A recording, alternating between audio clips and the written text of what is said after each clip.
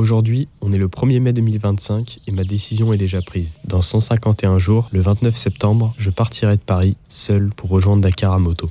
Moi, c'est Noé, j'ai 23 ans. Après 6 ans d'études en ingénierie mécanique et déjà 8 ans d'expérience à moto, il me reste que 5 mois pour préparer la plus grande aventure de ma vie.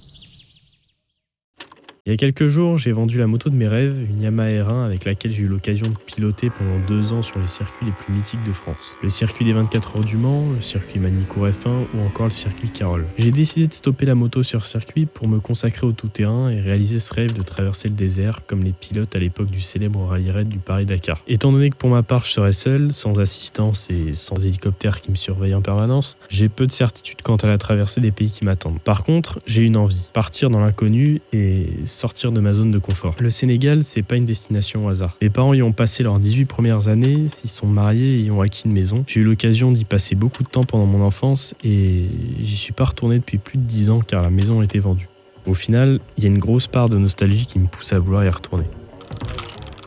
Tout va débuter dans ma zone de confort, la banlieue parisienne. Au total, ça sera un trajet aller-retour de 14 500 km qui alternera entre asphalte, terre, cailloux et sable. Tout commencera par une traversée de la France et de l'Espagne par la route en passant par le désert des Bardenas. Ensuite, j'aurai rendez-vous au détroit de Gibraltar pour prendre le ferry. À partir d'ici, cap sur Midelt, où j'aurai à traverser les montagnes de l'Atlas. C'est le moment où je commencerai le off-road pour me rapprocher de la frontière algérienne vers Merzouga. Je vais enchaîner avec 1000 km de tout-terrain pour traverser le Maroc à l'horizontale jusqu'à rejoindre la plage blanche sur la côte atlantique. Ensuite, je vais longer cette côte dans le Sahara marocain sur 1500 km pour entrer dans le vrai défi, la Mauritanie. Depuis Nouadhibou, la deuxième plus grande ville du pays, je vais traverser 500 km vers l'est dans le désert du Sahara pendant plusieurs jours pour atteindre l'œil de l'Afrique, un des endroits les plus reculés et arides de la planète. Si tout se passe bien, j'aurai à redescendre plusieurs milliers de kilomètres jusqu'à Nouakchott, la capitale de Mauritanie, pour y dormir et continuer mon périple jusqu'à Dakar, au Sénégal. Après m'être reposé, j'aurai évidemment à faire le trajet retour jusqu'à Paris, dans lequel j'ai simplifié l'itinéraire, qui passera principalement par de l'asphalte.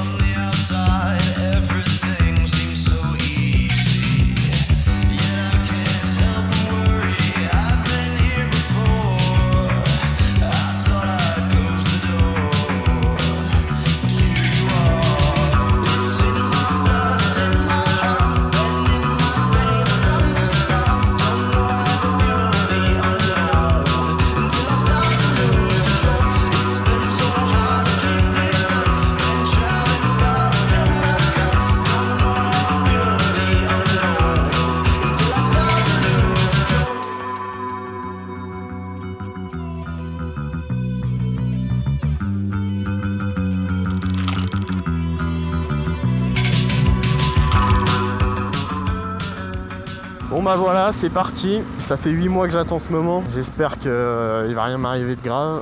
Première étape, aller à La Rochelle.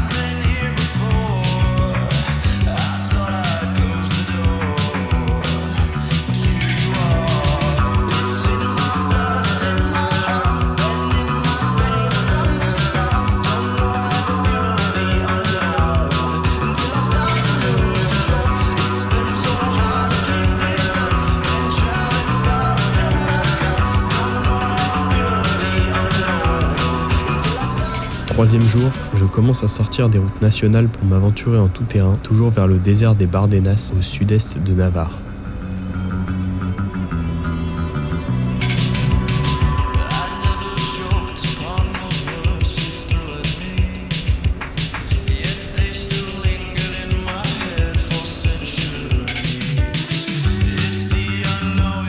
Et voilà, le désert des Bardenas. Allez, c'est parti.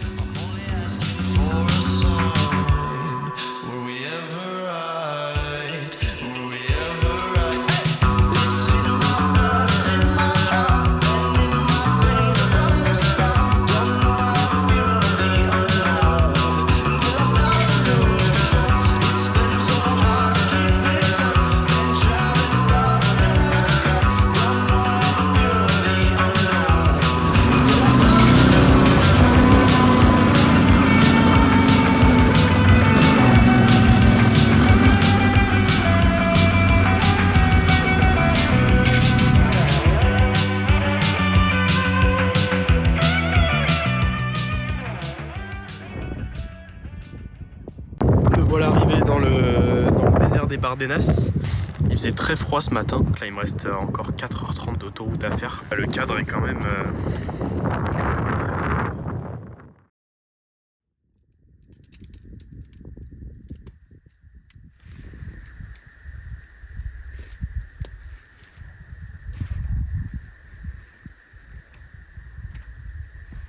Je me suis préparé un petit campement là pour passer la nuit au large de Madrid, sur un petit lac de sel assez sympa. Donc là il y a de la place. Au moins je devrais déranger personne. À ce moment précis, je suis sur le point de m'endormir, quand d'un coup un aboiement me réveille. Mais bon, c'est à une centaine de mètres, donc je m'inquiète pas trop. Sauf que j'ai choisi ce spot pour être seul au monde, loin de tout. Donc c'est pas un chien de garde, c'est un chien errant. Et je pense que je suis sur son territoire.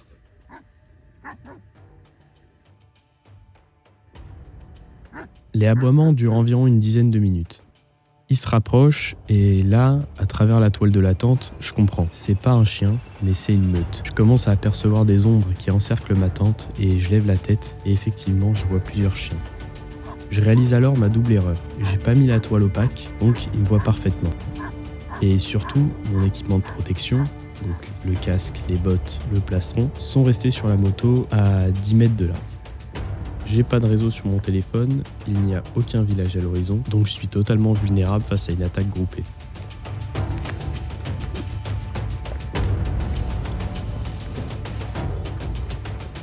Par instinct, je coupe la caméra, mais juste après, un grognement résonne à quelques centimètres de mon oreille.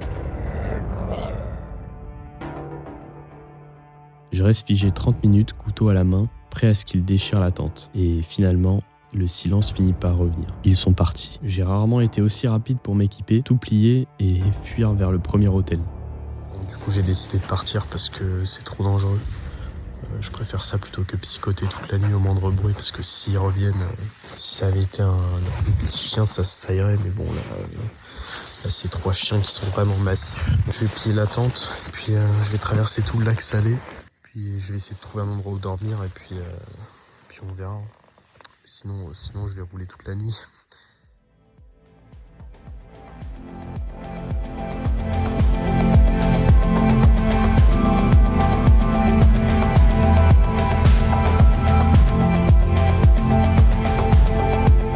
Après déjà 2000 km entre Paris et le détroit de Gibraltar, j'en profite pour nettoyer un peu la moto avant d'aller prendre le ferry demain pour le Maroc. J'ai déjà fait un peu de tout terrain et ça se voit sur la moto.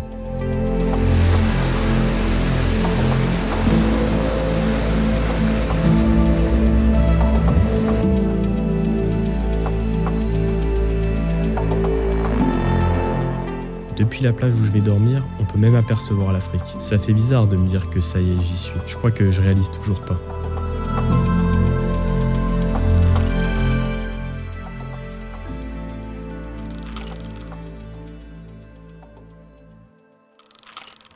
Avec une petite canette qu'un couple de Français m'a offert. Très sympa. Je vais aller dîner avec eux ce soir.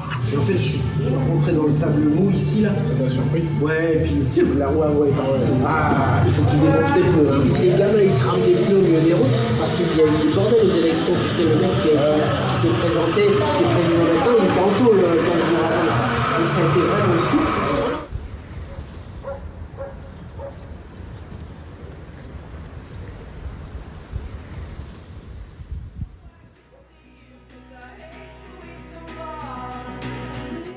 Le réveil à 6h du matin n'a pas été facile, surtout après les 500 km d'hier, mais bon, faudrait pas rater le ferry, donc départ juste avant le lever du soleil.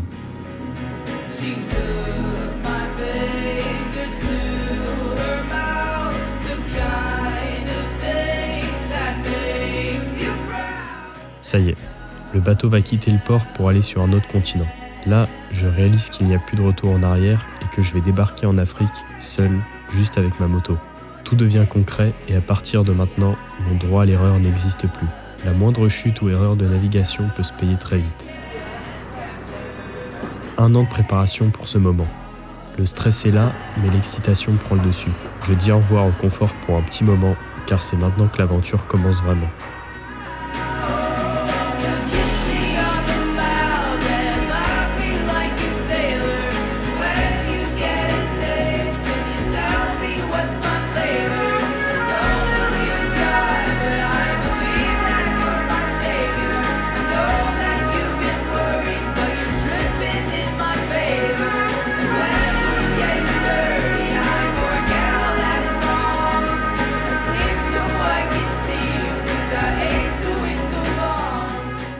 Enfin en Afrique.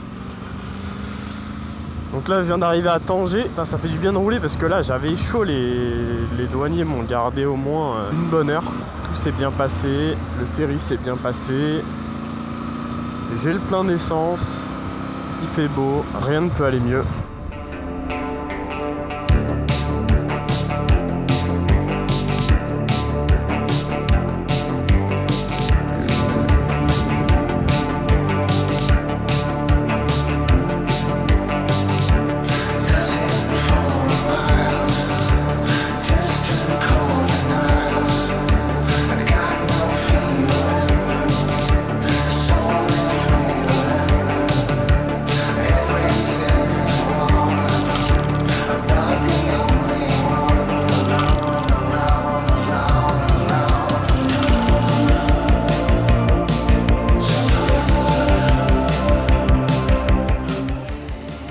Ah ouais, alors ici ça a complètement brûlé.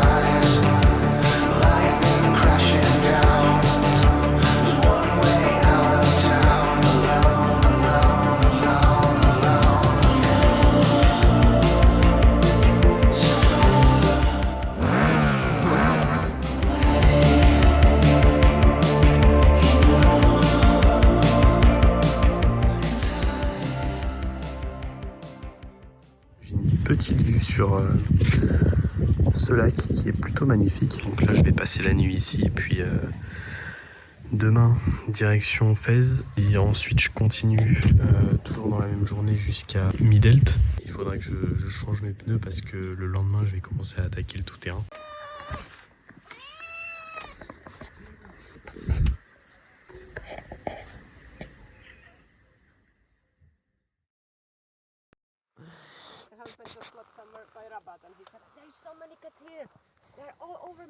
I'm going through Fès and then Midelt.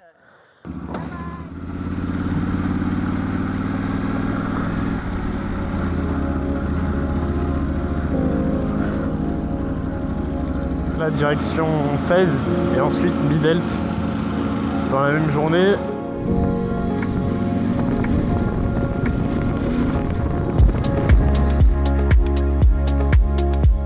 C'est la deuxième fois que je me rends au Maroc et pour la seconde fois, je suis impressionné par la diversité des paysages. Selon moi, c'est un des rares pays, avec la France, qui peut se vanter d'avoir des paysages aussi variés. Entre les champs de verdure au nord, les montagnes enneigées de l'Atlas, les forêts, les plages ou même les déserts de sable au sud, c'est impressionnant. Maintenant que je traverse des zones rurales du pays, je me rends compte à quel point la population locale est contente de voir une moto. La majorité des gens au bord de la route me font des signes de la main, tout le monde est vraiment bienveillant.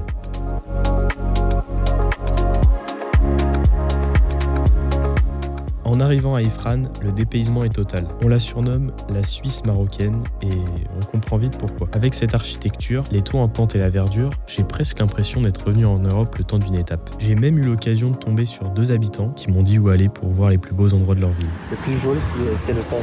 C'est par là? Ah oui, c'est par là. Quand tu passes de la route principale, tu vas y aller tout droit, tout droit. Toujours tout droit. Ah, toujours tout droit. Tu vas voir un tigre ou un lion. Ouais. Et les singes. Le lion. Le lion.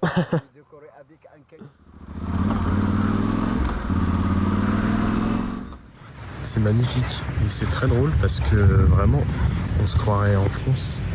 Parce qu'on peut voir là-bas là, les maisons avec les tuiles. Parce que si j'ai bien compris, en fait il neige au 12e mois quand il m'a dit, donc en décembre. Là actuellement il doit faire une trentaine de degrés alors qu'on est début octobre. C'est que les températures chutent quand même assez rapidement. Je suis passé dans des zones quand même qui étaient assez arides, même si je suis pas encore dans le désert du Sahara. Et là on est à 1500 mètres d'altitude et voilà, c'est assez troublant de voir ça.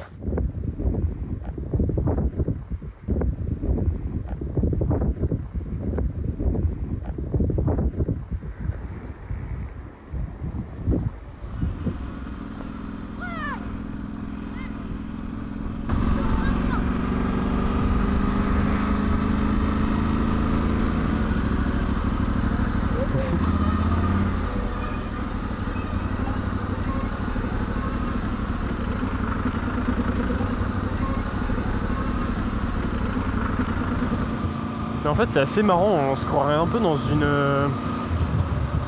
un parc d'attractions. La route est tellement belle.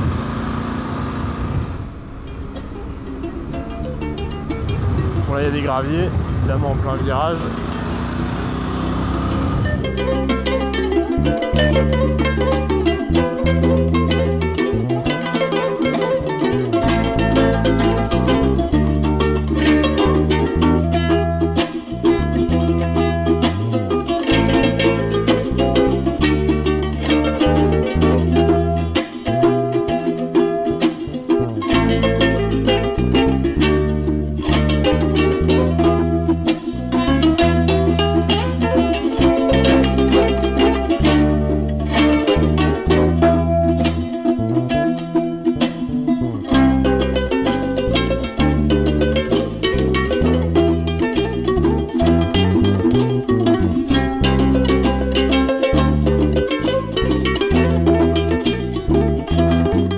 Midelt, c'est une ville perchée à 1500 mètres d'altitude, coincée entre les chaînes du Moyen et du Haut Atlas. C'est un endroit souvent réputé pour ses hivers très froids et ses paysages enneigés, mais en passant ici au mois d'octobre, je profite d'une météo très différente avec environ 30 degrés au thermomètre, ce qui rend l'atmosphère bien plus clémente que ce que l'altitude pourrait laisser présager.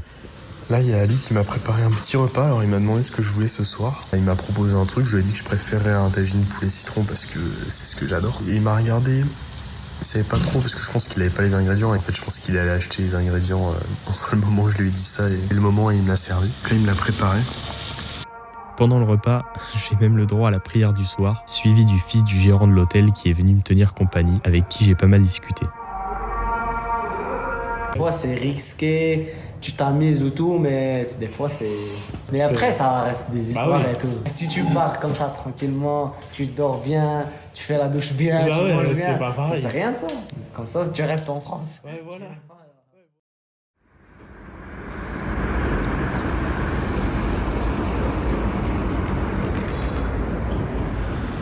Là je vais en profiter pour changer mes pneus. À partir de demain, il y a le vrai tout-terrain qui va commencer.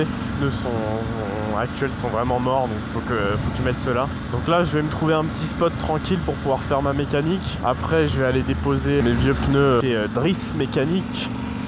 C'est un gars qui s'appelle Rachid qui m'a conseillé d'aller lui donner les pneus et de venir de sa part. Et je vais en profiter pour graisser la chaîne de la moto et la retendre. Là ça devient un peu critique.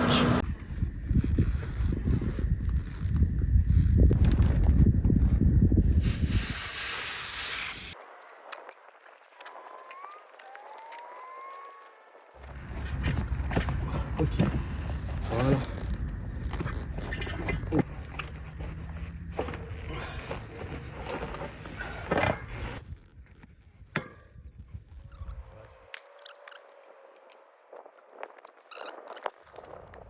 Et voilà, le dernier. Je viens de monter les pneus avant, je suis un peu fatigué, c'est chaud, très très chaud même. Ok. Tout à coup, un berger est passé par là et m'a proposé son aide. Il ne parlait pas français, mais ça m'a tellement fait plaisir de voir que même avec la barrière de la langue, l'esprit d'entraide était là. Je garde toujours de quoi donner un pourboire aux habitants de ces régions reculées qui ont toujours le cœur sur la main pour aider les personnes comme moi. J'ai été aidé par un berger là qui passait par là. Super sympa le gars. Donc j'avais commencé à 10h15 et j'ai fini de monter le pneu arrière 3 heures après. Des pneus qui sont neufs, donc avec ça normalement je devrais pouvoir attaquer le sable bien comme il faut. Ensuite, j'ai fait un tour chez un vendeur de mobylettes pour trouver de la graisse pour ma chaîne qui commençait à devenir bien sèche. Pour mettre à l'épreuve mes nouveaux pneus à crampons, j'ai décidé de faire un petit détour vers les anciennes mines de Mibladan, situées à une vingtaine de minutes de piste d'ici. C'est un endroit assez fascinant, une sorte de village fantôme, célèbre pour ses cristaux rouges, la vanadinite. Même si l'exploitation industrielle du plomb est fermée depuis longtemps, l'activité n'a pas cessé. Des mineurs locaux continuent de descendre quotidiennement dans des puits artisanaux pour extraire ces minéraux à la main. C'est un travail extrêmement dur, mais c'est ce qui fait vivre de nombreuses familles ici, et les voir s'enfoncer ainsi sous terre avec des moyens dérisoires force le respect.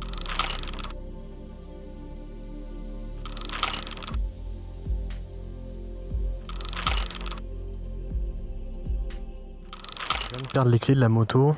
Faut que je retourne dans la grotte vite fait. C'est un truc de fou ça.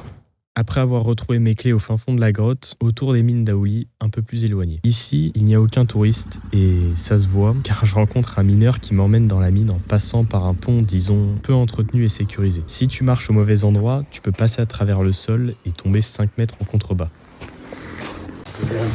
Les minéraux.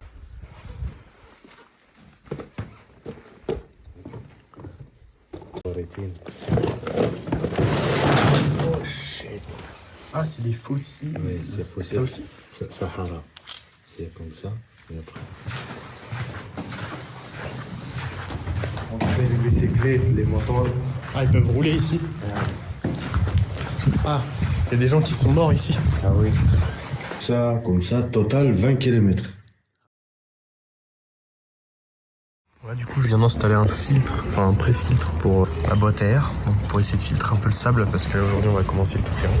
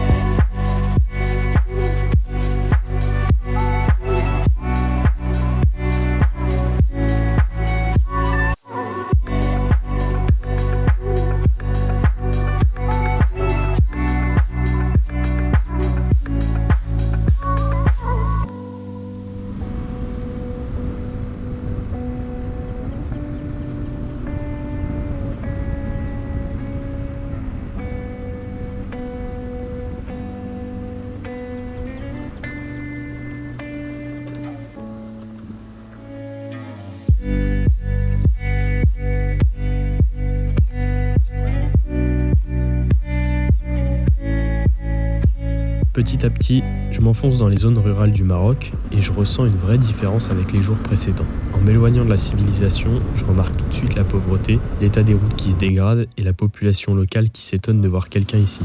Je devrais commencer à rencontrer mes premières traces de sable.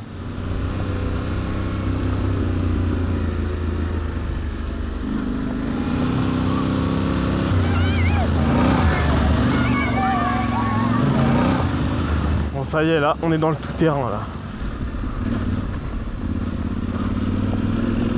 On a 128 km à faire.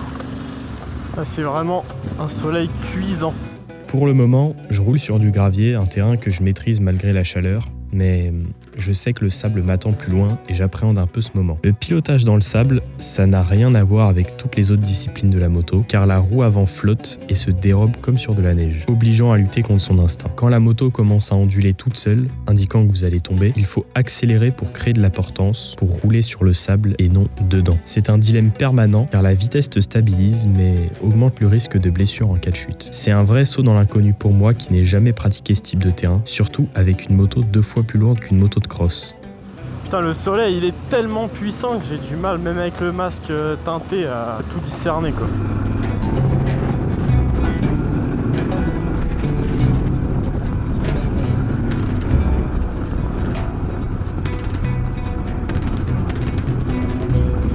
Et là, ça y est, le sable fait son apparition.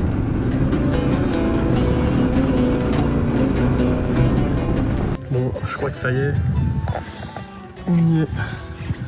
On est dans le fameux sable. Je viens de réussir à passer ça là, donc il y avait des bonnes ornières, mais avec de l'élan. J'ai failli me casser la gueule, mais j'ai rattrapé la moto. Mais ouais, faut vraiment avoir de l'élan, hein. Surtout les ornières comme ça, c'est un délire. Faut vraiment tenir la moto avec les genoux, les bras lâches, et ça passe. Mais là, il fait très très chaud, donc je vais pas filmer très longtemps. Je repars parce que je crève de chaud. Là, il vaut mieux pas se blesser parce que je suis absolument tout seul. Perdu dans le Maroc à 1500 mètres d'altitude entre des montagnes. Là c'est la première fois pendant le voyage où ouais, là je me sens vraiment seul. Là il y a vraiment rien. Vraiment rien. Il y a aussi le piège des ornières. Ces tranchées creusées par les véhicules sont redoutables. Lorsque vous êtes calé dedans, la roue avant vient mordre le bord et l'effet est le même qu'un vélo qui monte sur un trottoir de billets. Ah putain. Bon, c'est la chute. Ah là c'est vraiment full sable. Ah, putain.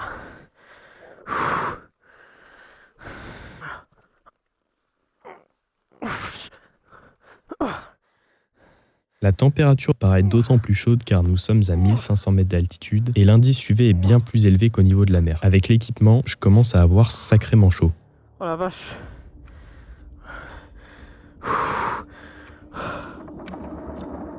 Petit à petit, je m'enfonce dans une terre inconnue sans réellement savoir ce qui m'attend, hormis qu'il y a plus d'une centaine de kilomètres à traverser entre ces deux villages. Ça va le faire.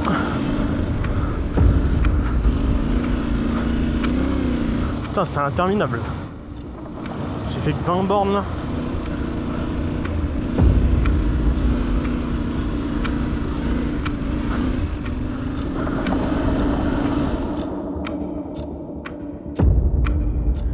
Chaleur de fou. Je me dis que je pourrais pas relever la moto 3 fois quoi. Or c'est fort possible que je tombe 3 fois. Parce que là il fait super chaud et tout. J'entends aucun bruit à des kilomètres quoi. Allez Noé, crois en toi. Fais attention. Allez, tu peux le faire. Les ornières deviennent de véritables pièges. Mon appréhension m'empêche d'accélérer fort, la moto oscille et ma roue avant finit systématiquement par mordre le bord des tranchées, m'envoyant au sol. Ce sont des chutes à basse vitesse, mais relever les 250 kg de la moto sous ce soleil, équipé de la tête aux pieds, devient vite un enfer. Je suis parti avec seulement 1 litre d'eau et étant à bout de force, je prends une décision qui va me mettre réellement en danger. Je tente de sortir de la trace pour rouler sur le sable vierge et le résultat est immédiat. La texture change, la moto s'enlise instantanément et ma situation empire.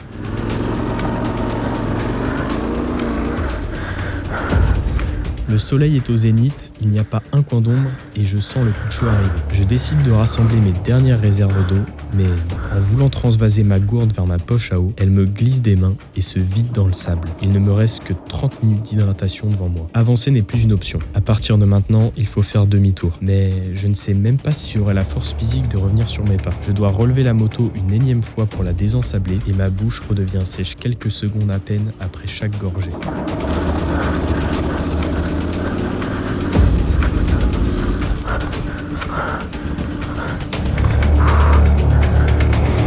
Allez, demi-tour. Ici, je joue ma vie. Pas de réseau, pas de secours. Le moindre écart de navigation et c'est fini. Je dois naviguer à l'aveugle pour me sortir de cet enfer. La caméra coupe à son tour car la batterie est vide.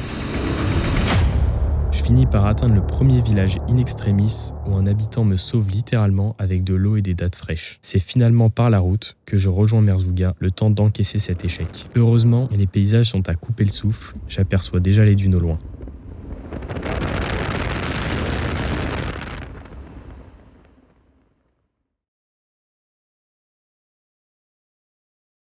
Réveil à l'aube à Merzouga, au pied des dunes légendaires de l'Erg Shebi. Après le traumatisme de la veille, je ne pouvais pas rester sur un échec, alors j'ai profité de cette lumière matinale pour aller m'entraîner.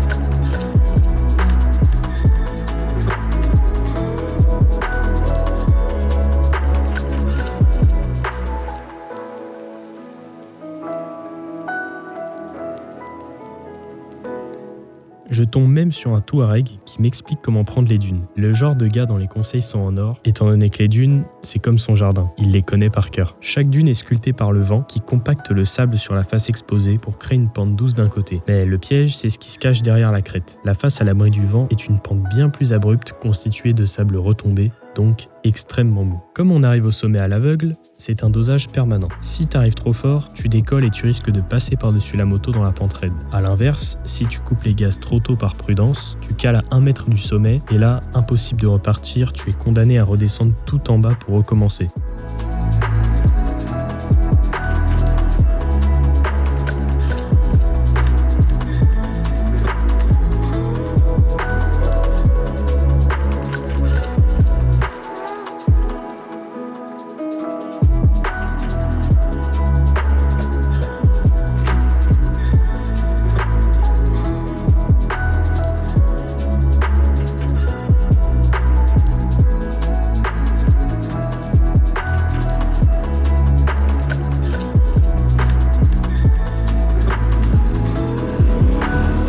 C'était l'exercice parfait pour dompter le terrain et reprendre confiance. Évidemment, l'apprentissage ne se fait pas sans douleur et j'ai quand même passé 2 bonnes heures à batailler pour extraire ma moto d'une zone de sable particulièrement mou. Mais la grande différence avec la veille, c'est que cette fois-ci j'avais pris 8 litres d'eau et qu'à cette heure matinale, le soleil est beaucoup moins agressif.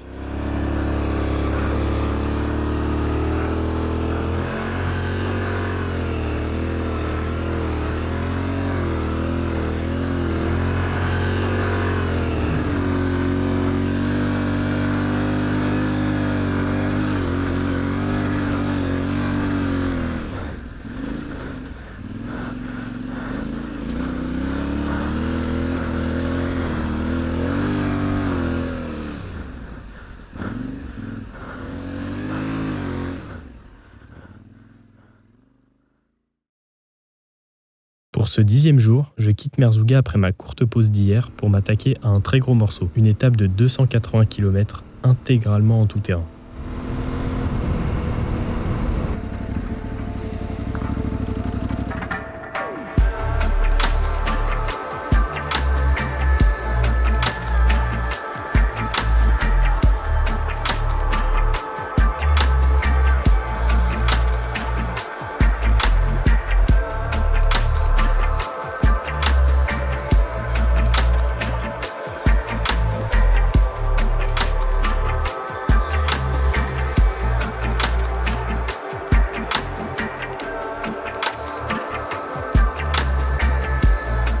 En ce début de matinée, je tombe sur un local qui tente de me dissuader. Il me prévient. La piste est compliquée et il y a pas mal de sable profond. Je tombe même sur des barbelés en travers du chemin. Je passe à 2 doigts de crever mes pneus. Malgré ce qui m'est arrivé hier, je décide d'y aller. Et visiblement, le local avait pas menti.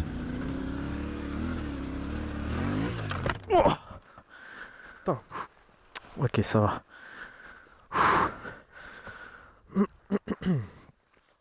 Hier encore et aujourd'hui avec une bonne chute qui vient d'éclater la visière de mon casque, le sable a failli avoir ma peau. J'avais totalement perdu confiance, mais j'ai retenu la leçon. Aujourd'hui, j'ai de l'eau et surtout, j'ai une revanche à prendre.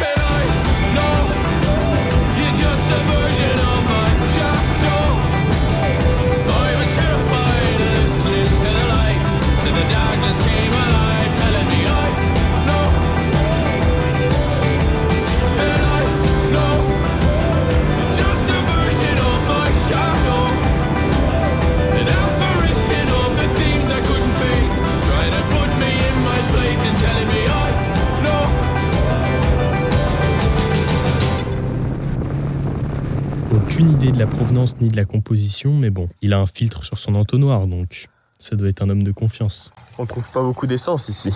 Ouais. Il n'y a pas beaucoup.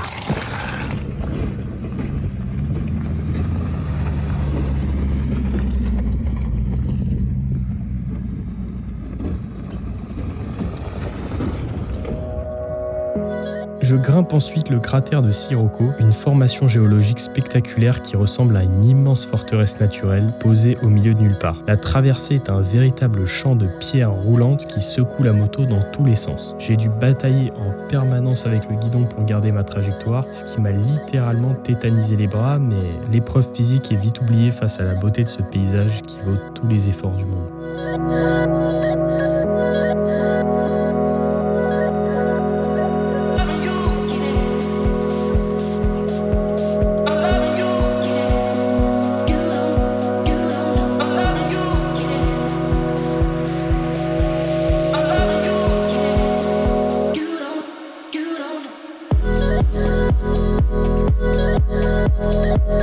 C'est à peine croyable.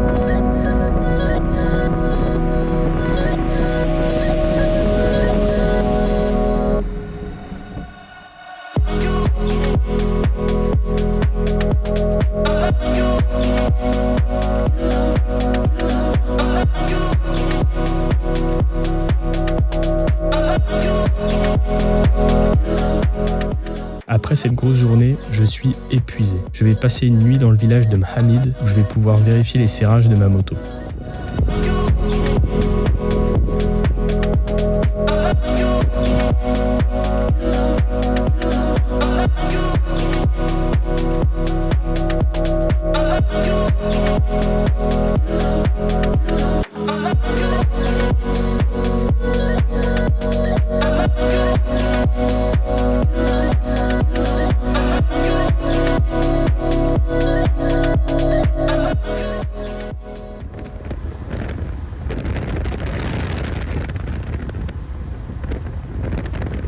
Petit problème, c'est que je viens de me rendre compte qu'en fait, j'ai perdu ma plaque d'immatriculation. Les gérants m'ont dit que je pouvais faire une plaque marocaine à Laayoune, donc c'est un peu loin d'ici, mais c'est sur mon passage. Donc je garde espoir parce que sinon on va me faire chier à la frontière en Mauritanie et au Sénégal, je pense. Voilà, du coup je vais passer une petite nuit, il fait quand même très très chaud.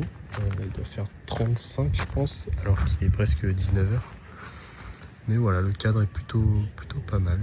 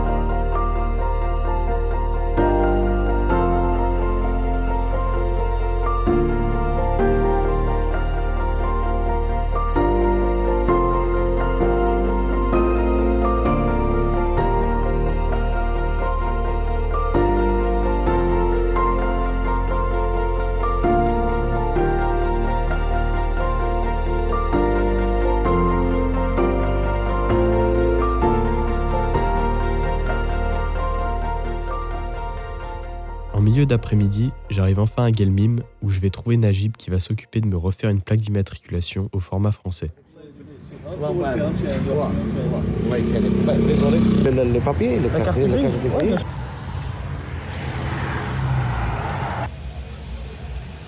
Comme ça. Ouais, super, c'est parfait. Ouais. Et après, tu fais comment ça imprime ça? Je vais dans C'est de la tôle. La tôle en aluminium. Petit.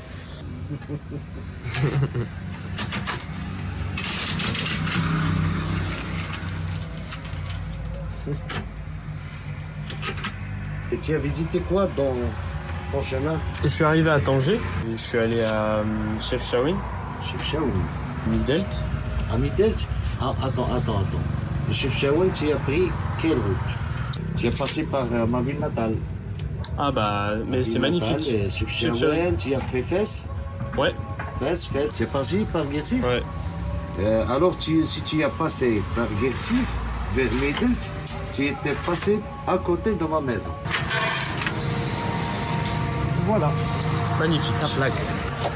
Avec un Espagnol, il y avait une moto comme ça, il a perdu sa plaque.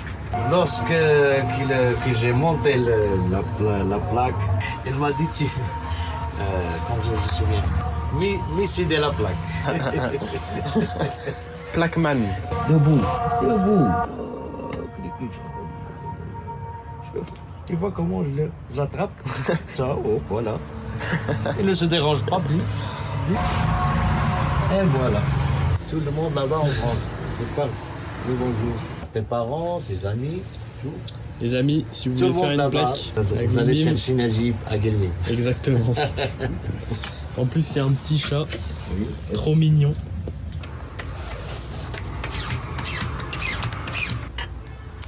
Et voilà. Maintenant que j'ai une plaque neuve, c'est parti pour rejoindre l'Atlantique.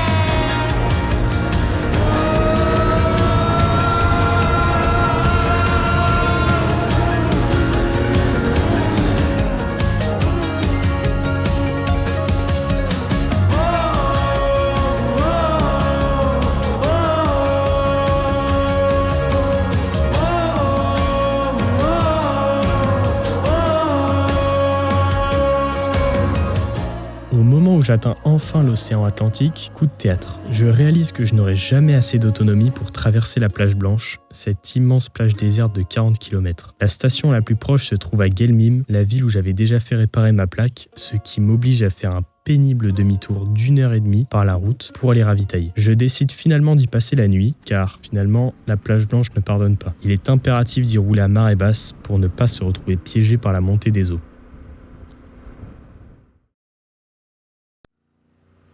Ok, je suis presque arrivé à la plage Blanche, donc normalement, d'après mes calculs, au niveau de la marée, on devrait être bon. Parce que là, il est 8h23, la marée sera au plus haut à 11h20.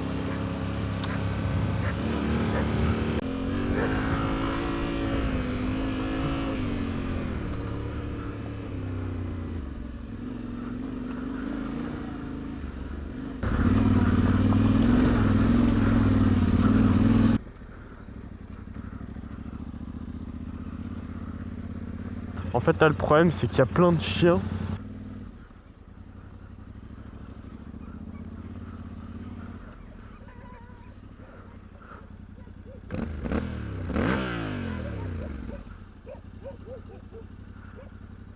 Je m'apprête enfin à poser mes roues sur la plage Blanche. Et l'excitation est à son comble. La plage est bordée tout du long par des dunes gigantesques qui rendent toute sortie latérale impossible. Une fois qu'on y est engagé, il faut obligatoirement aller jusqu'au bout.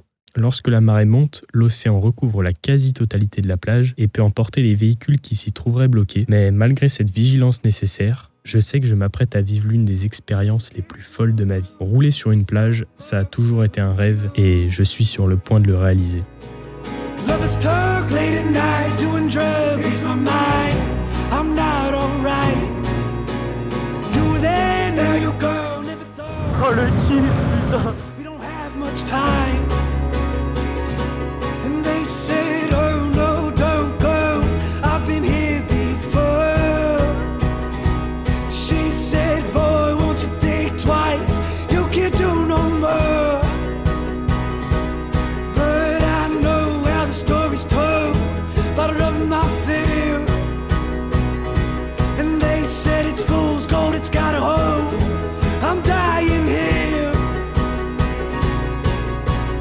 Lovers talk late at night, doing drugs, ease my mind. I'm not alright.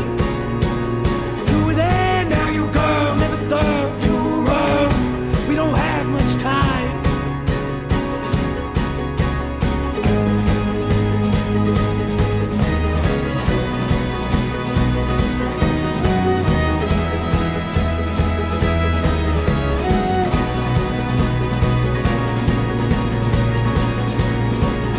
Love is kind, love's not fair, not your choice if you care. I'm down on hope. Well, I can't do nothing right, thought that I could make you mine. I tried and tried. Lovers talk late at night, doing drugs, ease my mind. I'm not alright. You were there, now you're gone. Never thought you were wrong. We don't have much time. Love is kind.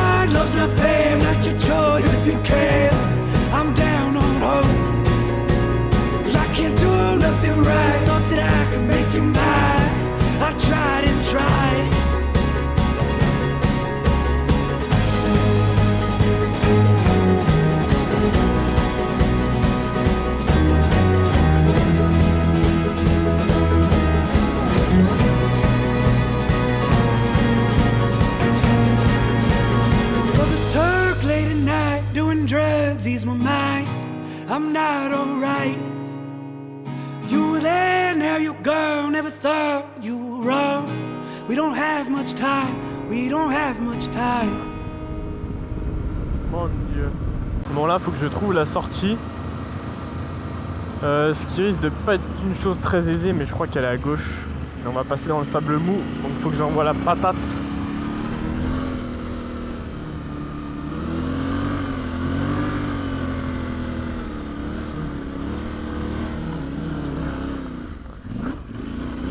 Plus j'accélère, plus la moto ralentit. Je ne sais même pas comment sortir de cette plage et je suis déjà bloqué. Je crois que la sortie elle est par là-bas.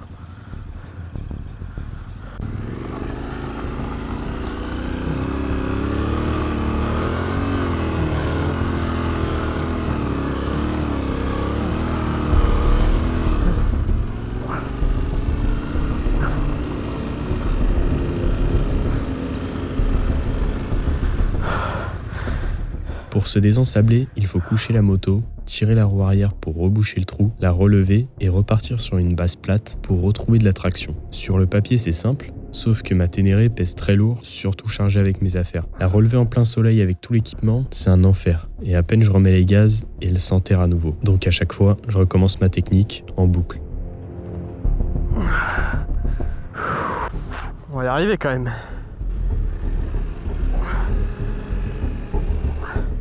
Putain. Ça y est, j'ai recreusé un trou, putain, mais c'est du sable tellement mou.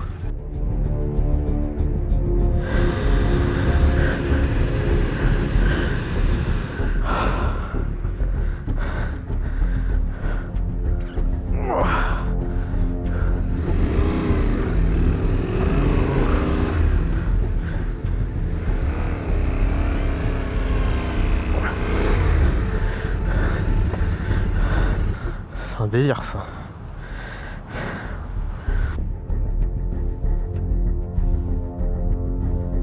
Je vais essayer de foutre ça sous la moto. On va voir si ça l'aide un peu à partir.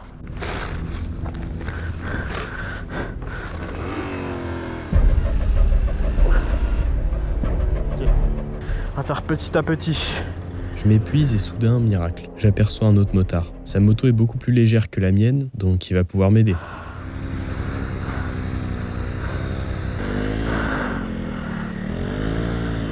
Enfin, c'est ce que je croyais. Plus il avance, plus je comprends. Il ne va pas s'arrêter. Il m'a même pas regardé, putain. C'est vraiment un...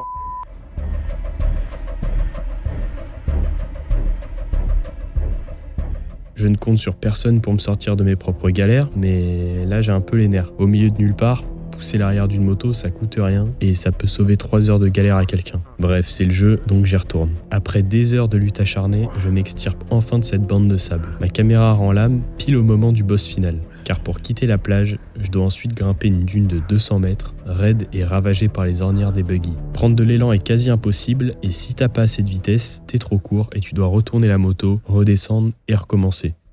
5 essais et quelques heures plus tard, j'arrache enfin le sommet, direction Laayoune pour m'écrouler dans un hôtel face à la mer, toujours plus au sud vers la Mauritanie.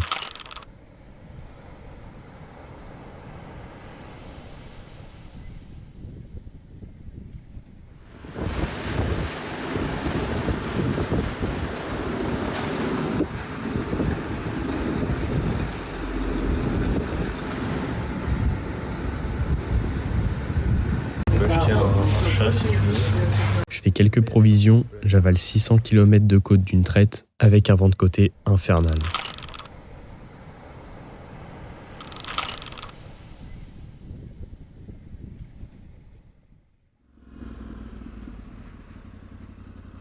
Me voilà à Dakhla. Ici, c'est la Mecque du kitesurf, une baie touristique posée au milieu du Sahara marocain, avec un climat très doux, autour des 20 degrés. D'un côté, voir des touristes me rassure, parce que ça faisait un moment que j'étais coupé du monde. Le lendemain, je m'accorde une vraie journée de pause dans ce petit paradis, histoire de recharger les batteries, parce que je sais que la Mauritanie, ça sera une toute autre histoire.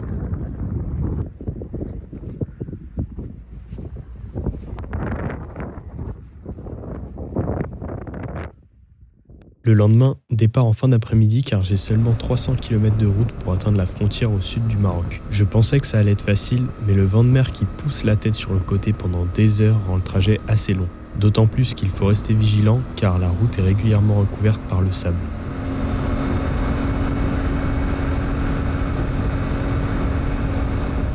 fin d'après-midi, je trouve un hôtel juste à côté du poste frontière et devinez sur quoi je tombe. Une moto qui ressemble étrangement à celle du gars qui m'a superbement ignoré sur la plage. Si on fait le même trajet, j'espère pour lui qu'il n'aura pas besoin de moi. Le lendemain, à l'ouverture, je remonte une file d'1 kilomètre de camions pour atteindre le poste frontière qui me permettra de quitter le Maroc.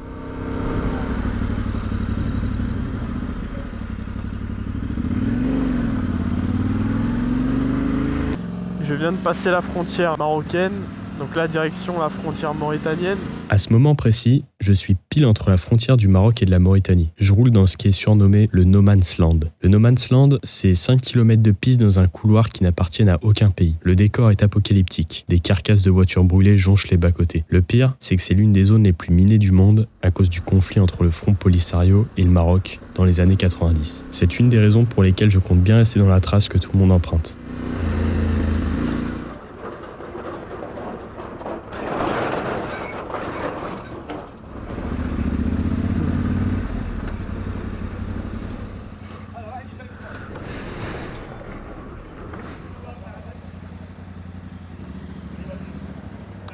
Merci.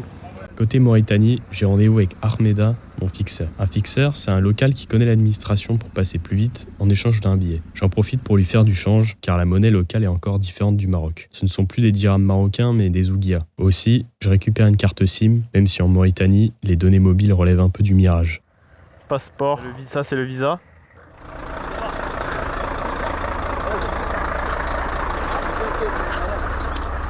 Bienvenue en Mauritanie, après 2 heures de passage de frontière, c'était assez sport.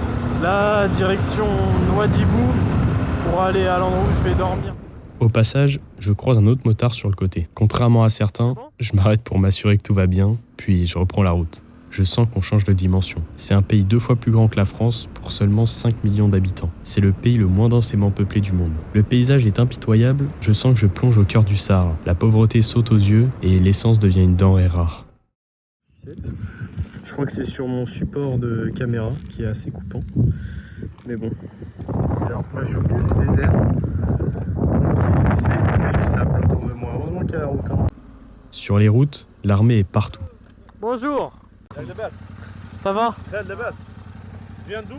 Paris. Je viens du Maroc. Nationalité, monsieur? Française. Français. Porté à Nouadhibou. Ok, soyez bienvenus. Hein. Merci beaucoup. Ok, soyez bienvenus. Merci. À chaque checkpoint, je dois distribuer des fiches avec mes infos. Les fiches, c'est un système de suivi des touristes sans technologie. Si je disparais, ils savent où j'ai donné ma dernière fiche. Et honnêtement, c'est rassurant. J'en ai préparé 50, j'espère que ça suffira jusqu'au Sénégal. Ma première étape était de rejoindre Nouadhibou, là où j'ai posé mes valises chez Tiché Victor, un couple d'Écossais qui tient une petite maison rustique en bord de mer, à l'écart du chaos du centre-ville. C'est l'endroit parfait pour reprendre des forces, parce que ce qui m'attend, c'est un tout autre morceau. Mon objectif, c'est de rejoindre l'œil de l'Afrique, la fameuse structure de Richa. Et pour ça, je dois d'abord atteindre Attar, à 400 km à l'est. Et là, j'ai un dilemme. L'option sage, c'est l'unique route goudronnée de Mauritanie. Un détour infernal de 1000 bornes qui descend vers le sud pour remonter à Attar. L'autre option, c'est de couper tout droit vers l'est. 3 jours de tout terrain à travers le Sahara. Le problème, c'est que le Sahara mauritanien ne pardonne pas. Ici, il n'y a pas de réseau ni secours. On est dans la région du Sahel, une zone instable à cause du risque terroriste. Et évidemment, il y a aussi le climat, des tempêtes de sable soudaines et une chaleur incroyable. Régulièrement plus de 50 degrés en été. Même avec 10 ans de moto dans les pattes, je fais pas le malin. Surtout après le peu d'histoires que j'ai trouvées sur internet. Des récits magnifiques, où tout s'est bien passé, mais aussi des Français kidnappés en 2018, et d'autres aventuriers qui sont morts après s'être perdus dans une tempête de sable. Donc pour passer, il faut être autonome en eau et en essence, et ça signifie alourdir encore plus la moto, ce qui rend le pilotage dans le sable mou encore plus technique et dangereux. Une erreur de calcul sur la conso, et c'est la catastrophe. Partir seul là-dedans, c'est un pari très très risqué. J'espérais croiser quelqu'un pour rouler en binôme, histoire d'assurer le coup en cas de pépin. Et le destin fait bien les choses, puisque à l'auberge, j'ai rencontré un couple d'Anglais qui a un sacré 4x4 avec la tente et tout sur le dessus, les pneus tout terrain. Eux, ils cherchaient quelqu'un pour aller à Choum via la voie de chemin de fer avec 400 km de sable. Donc je me suis proposé de me joindre à eux parce que ça m'arrange aussi. Si j'ai le moindre problème, ils pourront m'aider. S'ils ont un problème, je pourrais les aider. Ils vont pouvoir transporter l'essence dont j'ai besoin, donc les 20 litres supplémentaires. J'ai discuté un petit peu avec eux ce soir pour voir s'ils ont de l'expérience. S'ils ont un problème, ça me met dans la merde aussi. La dame m'a dit des informations assez importantes aussi, c'est-à-dire qu'au Sénégal, vers Saint-Louis, il y a eu 22 morts là très récemment à cause d'une épidémie de fièvre de je sais pas quoi. Alors c'est ni le paludisme, ni la fièvre jaune. Il n'y a pas de remède, donc je vais essayer d'éviter Saint-Louis. Soudain, j'entends Tish, la propriétaire des lieux, hurler au feu. Je cours vers le garage et je vois une épaisse fumée noire qui s'en échappe. Quand elle finit par se dissiper, je regarde à l'intérieur et je vois une énorme partie du toit en béton qui s'est effondrée. Je file prévenir le mécanicien qui bossait là juste avant. À 1 heure près, il finissait sous les gravats. Ah oui, non mais c'est... T'as vu le toit? Oui. À l'intérieur? À l'intérieur? T'es pas allé voir? Non. Il y a le toit qui est tombé. Ah. Viens voir. Oh my god. J'ai pas vu ça là. Ouais, t'étais pas là. Non, je l'ai pas là. Moi j'étais avec... je sais plus comment elle s'appelle, mais... On a sorti le scooter. Mais je pense qu'il faut pas trop rester en dessous parce que ça peut continuer, hein. 2 heures plus tard, Victor, le deuxième propriétaire, a encaissé la nouvelle. Contre toute attente, il propose au couple d'Anglais en 4x4 et à moi d'aller faire un tour sur son bateau. Je ne m'attendais pas à me retrouver à aller en mer avec des inconnus anglais et écossais en Mauritanie, mais pourquoi pas. C'est surtout l'occasion de faire connaissance avec Mélanie et Richard, mes 2 futurs coéquipiers pour la traversée du Sahara.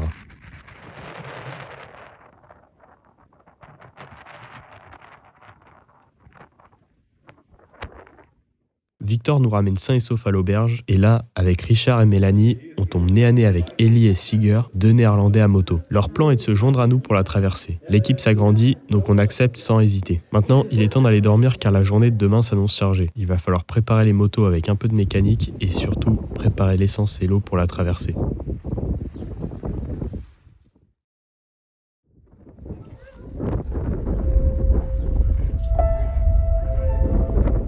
Il est 10h et c'est le grand départ pour le désert. On est mi-octobre et une vague de chaleur frappe la région, donc on ne peut pas se tromper sur nos réserves d'eau. À moto, mon stockage est ultra limité. Mes vivres se résument à des cacahuètes et quelques biscuits pour tenir 48 heures. L'épreuve s'annonce assez rude. On fait nos derniers adieux à Victor et Tish qui nous ont hébergés et on traverse Nouadhibou pour trouver la seule pompe de la ville qui vend non pas du diesel mais de l'essence. Avec moi, j'embarque près de 40 litres pour effectuer la traversée.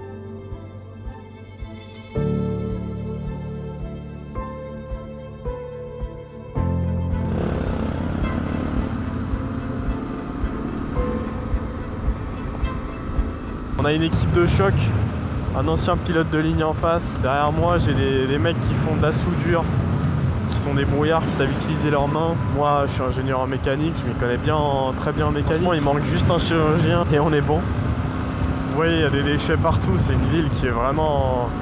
On voit vraiment la différence de pauvreté avec le Maroc.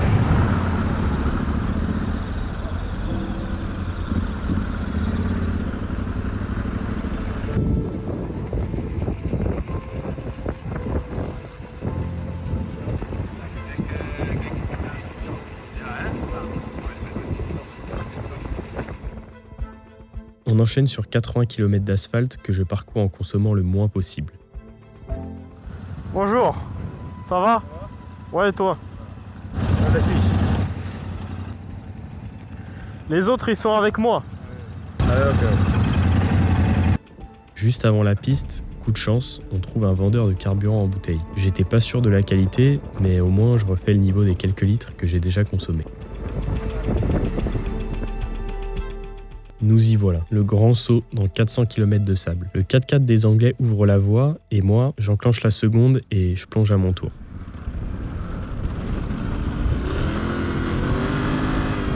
Tout de suite, je sens que grâce au sable marocain, je trouve vite mon équilibre et j'arrive à garder un bon rythme.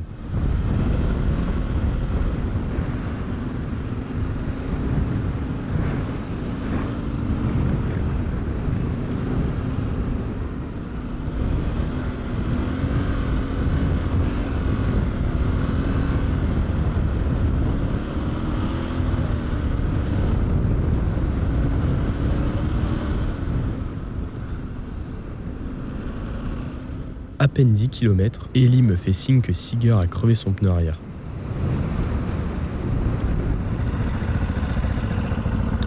Here's a flat tire.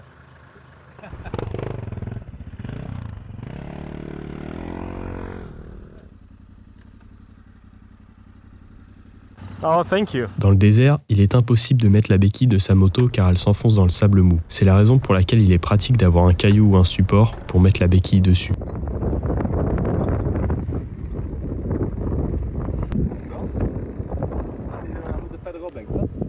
Le souci est réglé en une demi-heure et nous revoilà de nouveau en route. Pour l'instant, la piste alterne entre sable porteur et étendue de minuscules cailloux, ce qui nous permet d'avancer à bonne allure.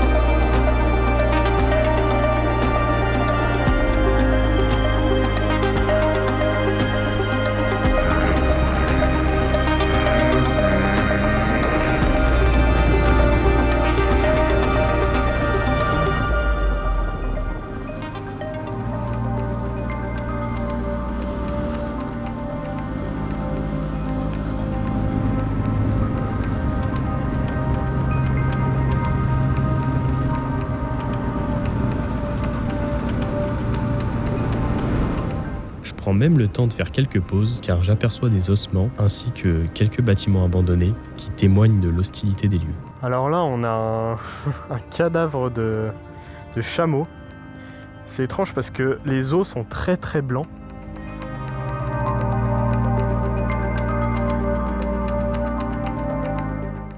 C'est bizarre, on dirait un genre de village abandonné.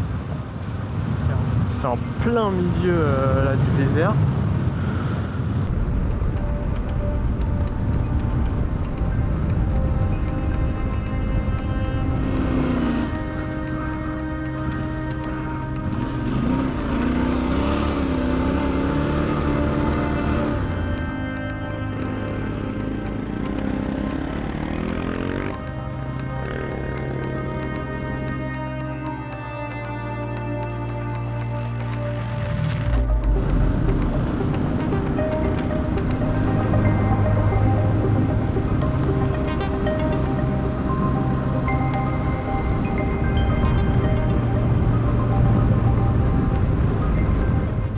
Passe la barre symbolique des 100 km dans le désert. Il en reste 300, mais le soleil commence à tomber et j'apprends que Siger traîne une grosse fièvre depuis sa crevaison. Pas le choix, on plante nos tentes ici pour la nuit. Ellie a un peu pitié de mes cacahuètes, alors il me dépanne une ration lyophilisée. Franchement, le meilleur repas du monde, posé devant ce coucher de soleil au milieu de nulle part.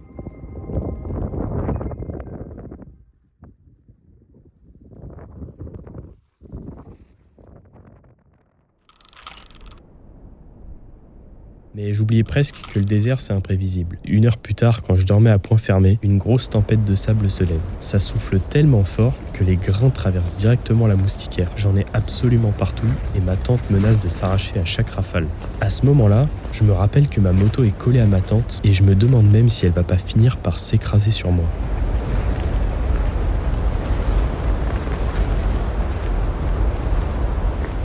Si vous vous demandiez comment dormir dans une tente pendant une tempête de sable, je recommande les bouchons d'oreilles et un masque de moto sur les yeux. On se réveille avec les dents qui croustillent un peu, mais quand on vient de faire 100 km de sable avec une moto aussi lourde, on dort peu importe les circonstances. Depuis hier, on suit la fameuse voie ferrée. En plein préparatif pour le départ, on aperçoit le train pour la première fois. Il est encore loin dans le décor, mais on ne va pas tarder à le recroiser beaucoup plus près. Il est 9h et toujours direction vers l'est. Bon bah voilà, jour 2. Donc là aujourd'hui on a 214 km à faire en 9 heures. Jusqu'au monolithe de Ben Amera, on va encore dormir dans le désert. Je décide de me rapprocher des rails avec prudence. Ici, les vieux rails remplacés sont juste jetés sur le côté et finissent enfouis avec les années. Percuter un rail en acier de plusieurs tonnes caché sous le sable sur une moto, c'est la chute assurée. Avec le poids du train et la chaleur écrasante, des écharpes de métal sont projetées autour de la voie et peuvent crever les pneus. Pour couronner le tout, si on roule du côté opposé, au nord de la voie, la zone sera encore minée à cause des tensions avec le Maroc.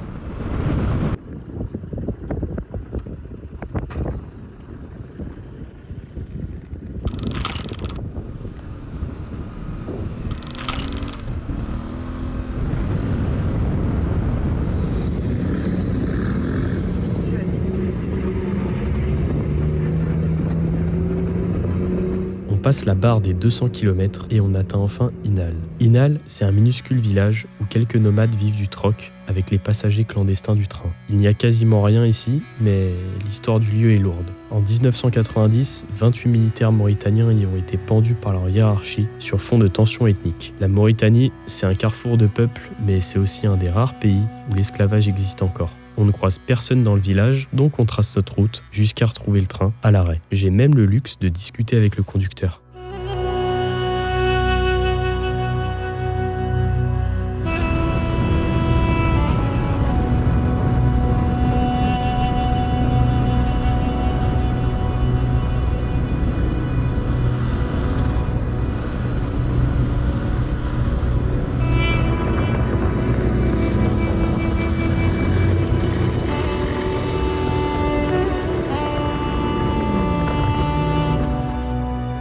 Une tente isolée apparaît. 2 Touaregs, surpris de nous voir là, nous font signe de nous arrêter pour le thé. Ça fait mal au cœur de refuser, mais on a trop de bornes à faire. En plus, plus on avance, plus le sol caillouteux disparaît. Place au sable pur. Avec les 43 degrés qui écrasent le sable, toute son humidité s'évapore. Le sable devient donc de moins en moins porteur. Pour tenir le coup, j'avale 8 litres d'eau par jour. Enfin, de l'eau à la température d'un thé brûlant. Je transpire tellement que je dois me forcer à boire en permanence. Ici, attendre d'avoir soif, c'est déjà être en danger. La déshydratation sévère frappe sans prévenir. Si je suis pris de fièvre et de vomissements, c'est le cercle vicieux. Au milieu de nulle part, pas d'intraveineuse en cas d'urgence. Il faut pas l'oublier, des gens ont déjà laissé leur vie sur cette traversée. J'ai souvent entendu que la plupart des morts de déshydratation étaient retrouvés avec de l'eau sur eux. On voit pas du tout les reliefs tellement le sable est blanc. Le train le plus long et le plus lourd du monde, la véritable colonne vertébrale du pays. Imaginez le monstre. 3 km de long, 17 000 tonnes lancées à 50 km/h en plein désert pour acheminer le minerai de fer jusqu'à l'Atlantique. C'est simple, sans lui, toute l'économie mauritanienne s'effondre.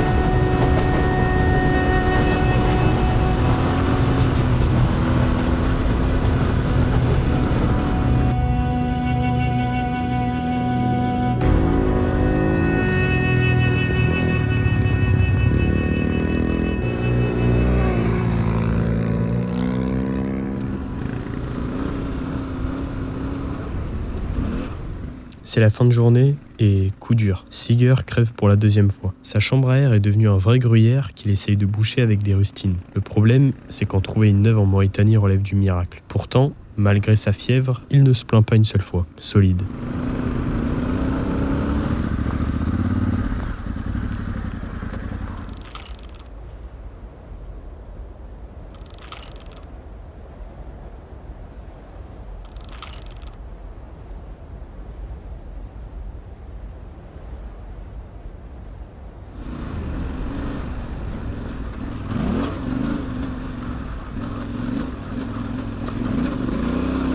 C'est incroyable, incroyable. J'ai même pas les mots pour décrire ce que je suis en train de vivre là. Quelques heures plus tard, on s'arrête au kilomètre 250. Fin de la journée, on coupe enfin les moteurs. Il nous reste une petite centaine de bornes à avaler demain avant d'espérer retrouver l'asphalte.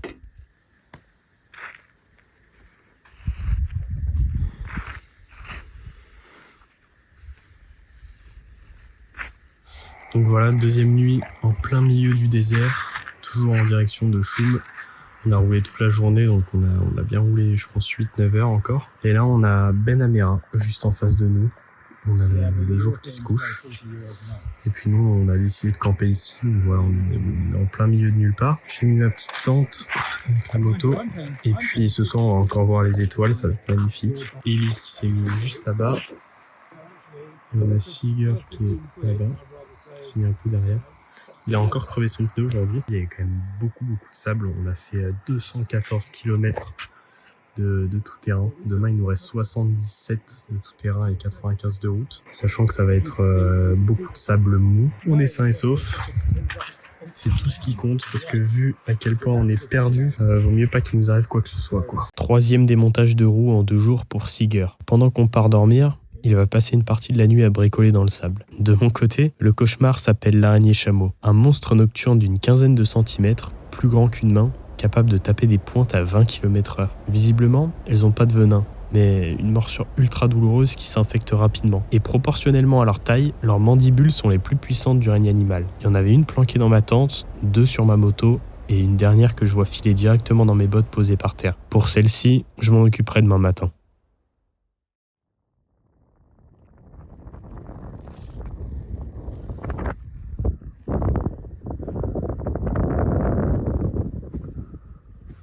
Aussi, je viens de remettre 20 litres d'essence dans la moto, utiliser une vingtaine de litres. J'espère que ce sera assez d'après mes calculs, faut pas qu'il arrive trop de galère.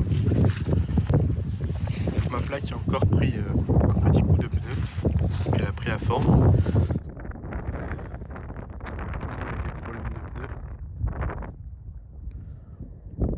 Voilà pourquoi c'est dangereux de rouler dans le sable. De ce côté-là, ça va parce qu'on le voit. Et quand on arrive de l'autre côté, imaginons que j'arrive par là, j'arrive avec un peu de vitesse normale, je me dis voilà, sauf que t'arrives à 50-60 km/h. Et là d'un coup, ça fait ça. La roue avant part en avant, tu peux passer au-dessus de la moto, tu peux te blesser. Je vais pour inspecter ma botte. L'araignée est partie, mais elle a sous-loué l'emplacement à un scorpion. Un local m'avait prévenu. Plus les pinces sont fines, plus le venin est foudroyant. Celui-ci est rempli de neurotoxines. Le petit rappel qui va bien, dans le désert, toujours secouer ses bottes.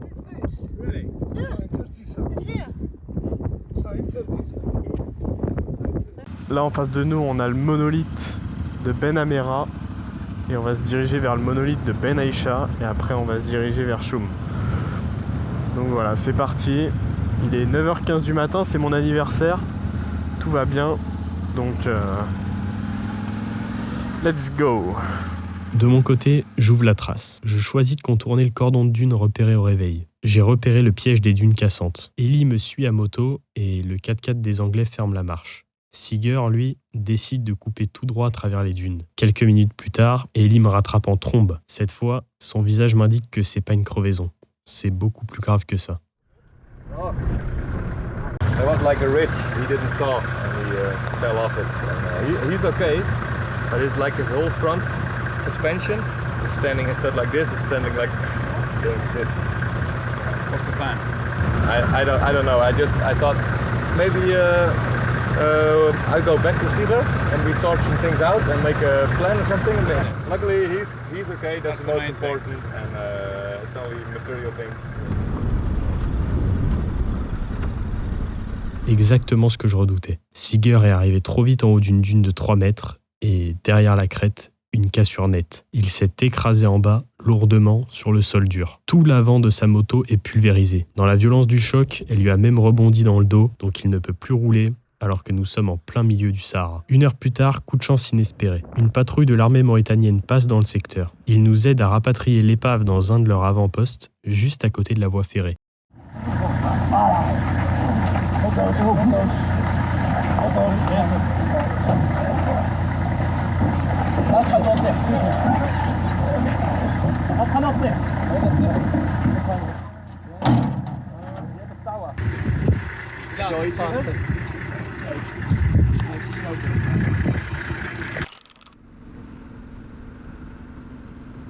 Siger monte donc à l'arrière du 4x4 des Anglais. Il n'a pas le choix. Il laisse sa machine au milieu du désert.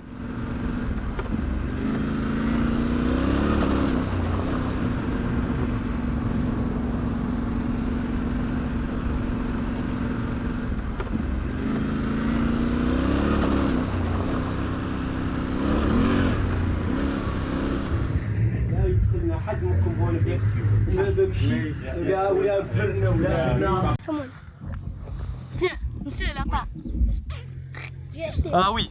Oui. Accident. Non, non. Viens.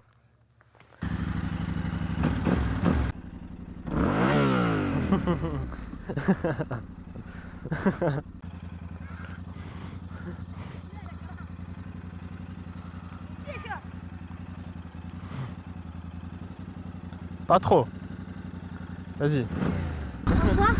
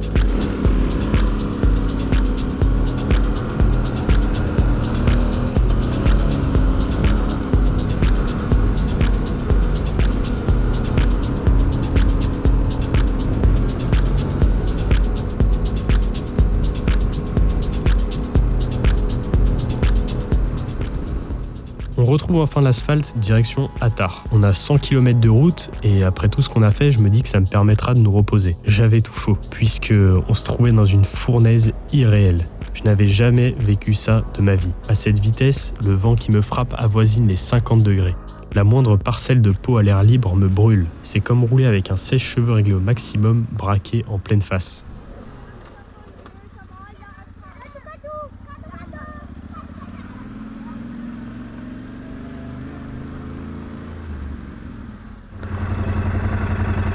L'arrivée à l'auberge avec un lit et une douche a été la plus grande délivrance après 3 jours d'aventure. Mais c'est pas fini, car l'objectif, c'est l'œil de l'Afrique, toujours plus à l'est. Mais on verra ça plus tard, car demain, on se repose.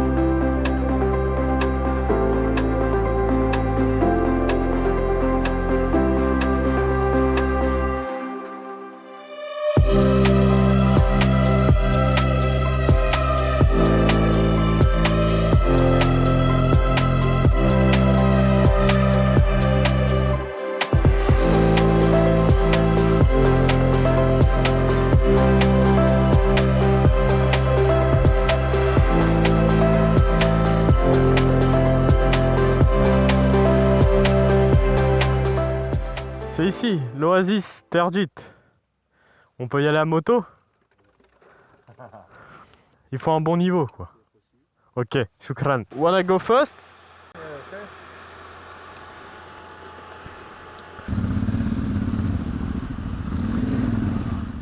L'oasis de Terjit se trouve dans le creux d'un canyon. La chaleur ne parvient pas à rentrer dans ce creux et c'est la raison pour laquelle la végétation a pu s'y développer. Le contraste est fou. Une forêt luxuriante en plein milieu du désert du Sahara. Et le miracle, c'est qu'on a même eu quelques gouttes de pluie. Ça faisait au moins un mois que j'en avais pas vu. En quelques mètres sous les arbres, on chute de 40 à 27 degrés. Une vraie climatisation naturelle. Et l'accès avec une moto chargée demande un peu de ressources, mais ça passe.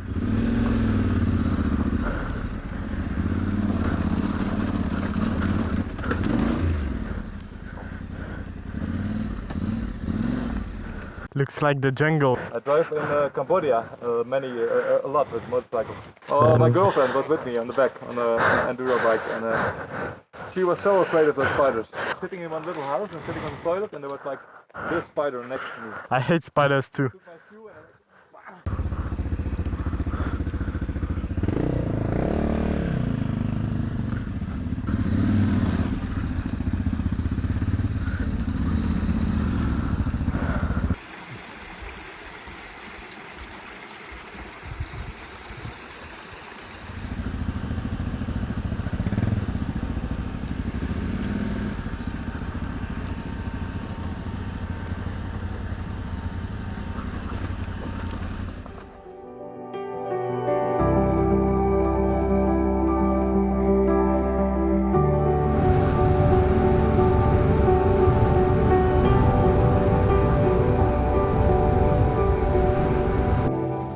Ça va et toi?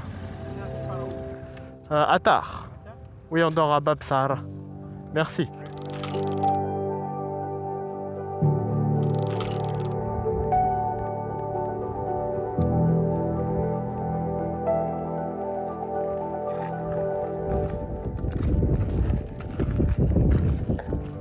L'heure du retour à Attar sonne, mais la moto d'Eli refuse de démarrer.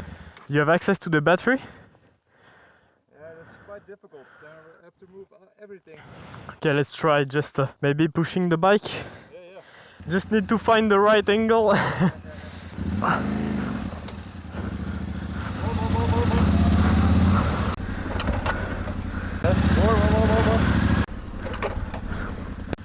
Yeah, we'll try the booster. Et toujours rien. La nuit tombe, donc je sors mes sangles pour le tracter. Sa moto finit par démarrer grâce à la vitesse que j'ai pu lui donner.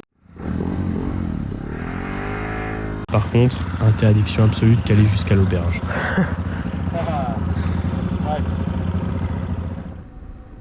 On rentre de nuit, presque à l'aveugle, avec nos masques teintés, sur des routes complètement défoncées.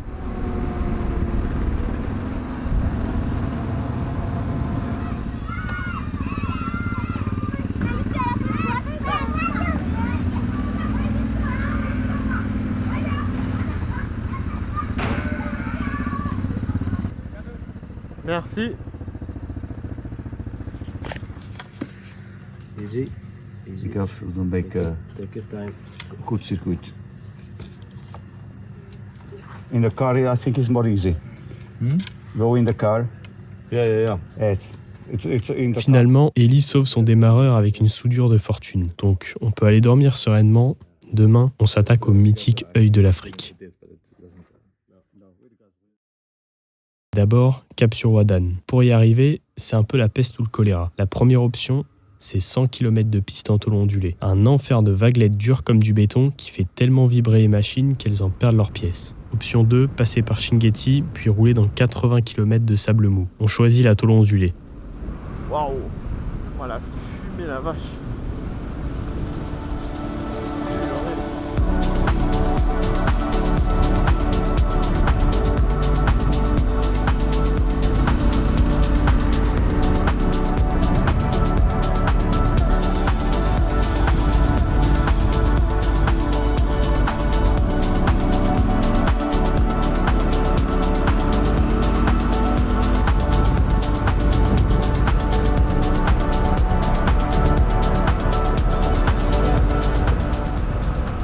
Il vient l'heure où je m'engage sur cette foutue tôle ondulée. À basse vitesse, c'est un calvaire. J'ai l'impression que la moto va se désintégrer. Impossible qu'elle tienne 100 km comme ça. Je finis par trouver l'astuce en roulant pile entre 100 et 110 km/h. Je survole les crêtes et les vibrations s'adoucissent. Le seul détail, c'est qu'à cette vitesse, il m'est impossible de freiner ou de tourner. On fera avec. Nous voilà arrivés tous les trois à Ouadane. Cette ancienne cité caravanière est classée à l'UNESCO. Elle est célèbre pour ses manuscrits millénaires. Mais l'horloge tourne. Dernière ligne droite vers l'un des endroits les plus mystérieux de la planète. La structure de Risha, autrement appelée l'œil de l'Afrique.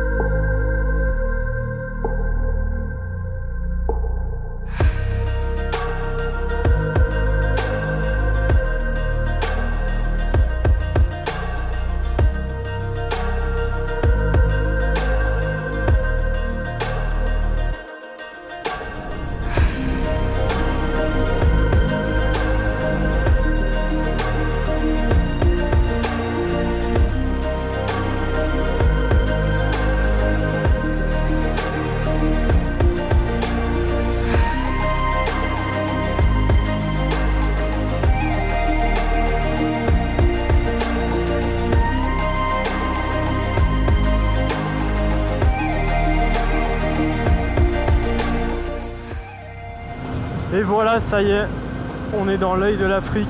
Je sais même pas quoi dire, j'ai pas les mots en fait. Tellement c'est incroyable, putain. Ça m'a pris 1 mois pour venir ici, 1 mois de tout terrain. Presque plus de 7000 km de Paris. Une aventure de fou. Honnêtement, je sais pas si j'ai déjà vu un paysage aussi beau dans ma vie. Un paysage qui se mérite autant.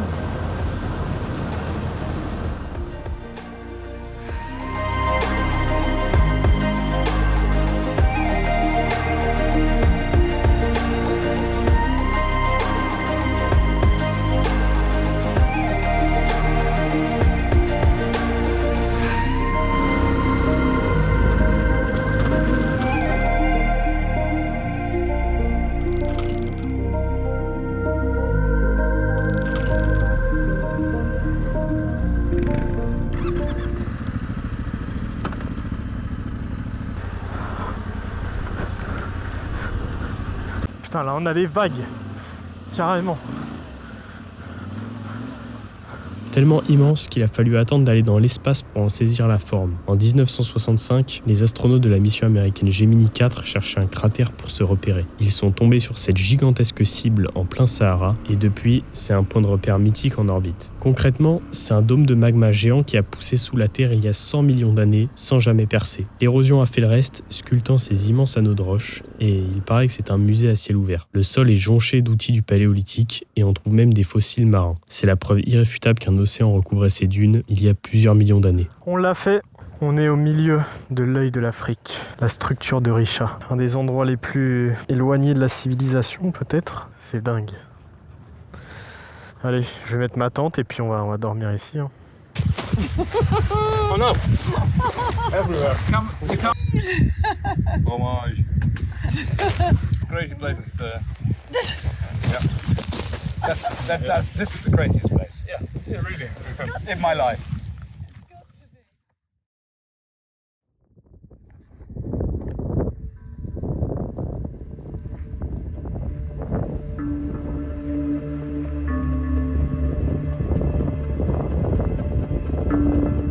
L'objectif ce matin, c'est d'atteindre le centre de l'œil de l'Afrique. On a planté la tente à l'intérieur, mais c'était pas tout à fait au milieu. Il nous reste encore quelques kilomètres pour toucher au but. Il y a pas mal de serpents, on voit pas mal de traces à côté des buissons, de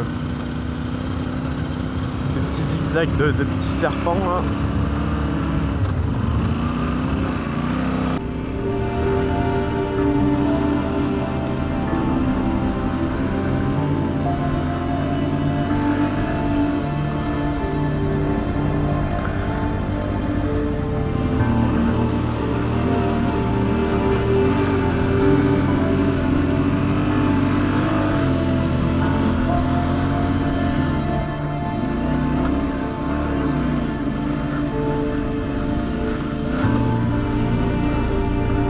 Mort.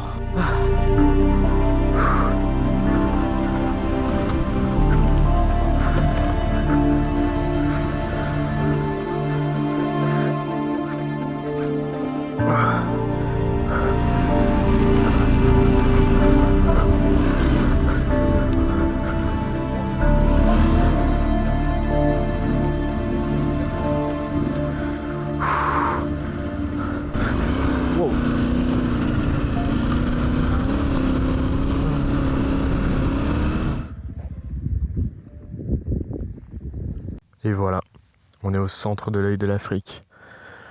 Quel voyage! Ça a été difficile d'arriver jusqu'ici. Ce qui est assez fou, c'est que l'eau, elle est un petit peu rose.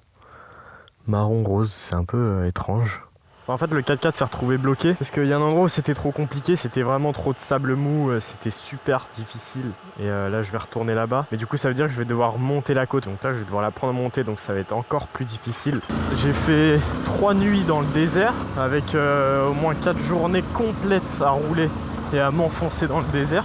Mais voilà, avec Ellie, on l'a fait, le centre de l'œil de l'Afrique. On a croisé plusieurs personnes qui ont échoué parce que leurs motos ont lâché ou alors ils se sont blessés dans les dunes. C'est vraiment une expérience. Je pense que c'est pas fait pour tout le monde non plus. Je vais pas vous mentir, ça a pas été une partie de plaisir tous les jours. Il y a des jours où ça a été exceptionnel. Il y a des jours où ça a été tellement difficile. J'ai tellement eu peur pour ma propre vie quand j'étais tout seul à certains moments, par exemple au Maroc, que ça fait partie de l'aventure. C'est ça qui fait que...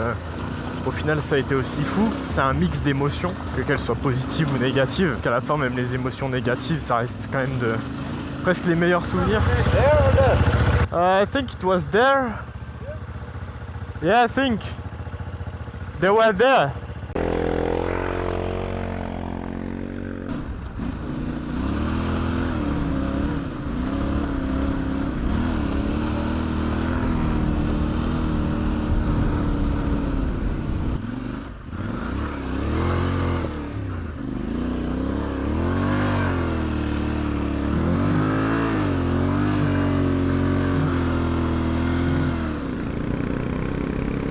On a bien profité du spot, mais il est temps d'y aller. 20 bornes en sens inverse et nous revoilà à Ouadan. Pour redescendre sur Attar, on change de stratégie. Hors de question de se retaper les 100 km de tôle ondulé. Du coup, on choisit l'autre option, les 80 km de sable mou, en plein milieu des dunes jusqu'à Chinguetti. Forcément, j'appréhende un peu, mais bon, le seul truc qui me rassure, c'est qu'il y a l'oasis de Tanouchert qui nous offre un point de chute pile à mi-chemin.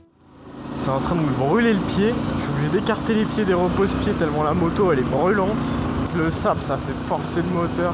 C'est assez incroyable de rouler au cap comme ça.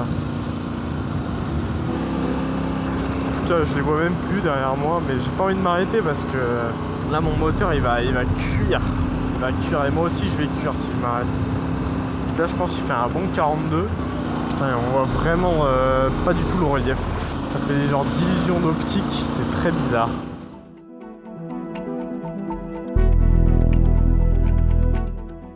Là c'est dangereux, attendez, je vois plus, genre ça monte, ça descend, je le sens et je le vois pas. Ok, là quand il y a un repère visuel, ça va. Mais autrement, je vous jure, c'est... Waouh, c'est super bizarre.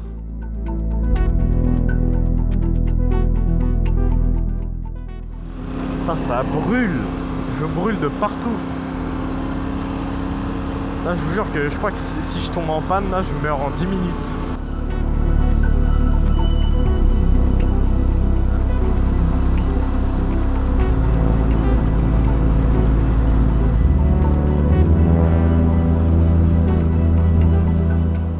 Putain, je deviens fou, moi. Je vois de l'eau alors que c'est des cailloux. Plus on s'enfonce dans le désert, plus le paysage devient hostile. Les dunes se dressent de plus en plus hautes, de plus en plus raides. La température grimpe et, sous ce soleil écrasant, le sol perd tout contraste. Impossible de lire le relief. Ah oui, là, c'est des dunes. Waouh, heureusement que je suis pas passé là, bon. Ah oui, non, mais là, c'est... Waouh. Waouh, waouh. Oh, putain. Oh, je suis arrivé juste sur le bord d'une crête, là. Oh là là, mais... L'arrivée à Tanouchert est un vrai soulagement. L'oasis est beaucoup moins fraîche que celle de Tergit, mais des Mauritaniens m'y accueillent avec le thé. Je me pose pour attendre Ellie et le 4x4 des Anglais. Tu viens d'où? France. Maintenant à Ouadan. J'étais à Ouadan, Richat. Richat. Et là, je reviens vers Chinguetti. Aujourd'hui, il fait chaud. Oui. Le vent beaucoup. 1 heure de pause et on remet ça. direction Chinguetti, je reprends la tête du groupe. Mais arrivé au sommet d'une dune, je perds l'avant et je tombe dans le sable. Le temps que je redresse la moto, Ellie et le 4x4 passent à côté de moi pour garder leur élan afin de grimper la dune. Habitués à me voir rouler loin devant, ils tracent sans se retourner. Je galère un peu à me remettre en selle et quand je repars enfin, je n'ai plus personne en visuel. Pire encore, j'ai perdu la trace dans le sable. Je sais que je peux garder le cap au GPS jusqu'à Chinguetti, mais sortir de la piste laissée par des locaux qui connaissent le désert par cœur, c'est jouer à la roulette russe. Tant pis, j'y vais au cap. Le stress monte en flèche parce que si je me plante maintenant, les autres seront persuadés que je suis devant. Personne ne fera demi-tour. Et bien sûr, zéro réseau pour appeler à l'aide. Je trouve plus personne. Alors heureusement, je peux aller au cap jusqu'à Chinguetti. Il faut juste que je maintienne en gros cap 240. Soudain, un énorme coup de raquette à l'arrière. Le sable est devenu atrocement mou sur quelques mètres. Je pense.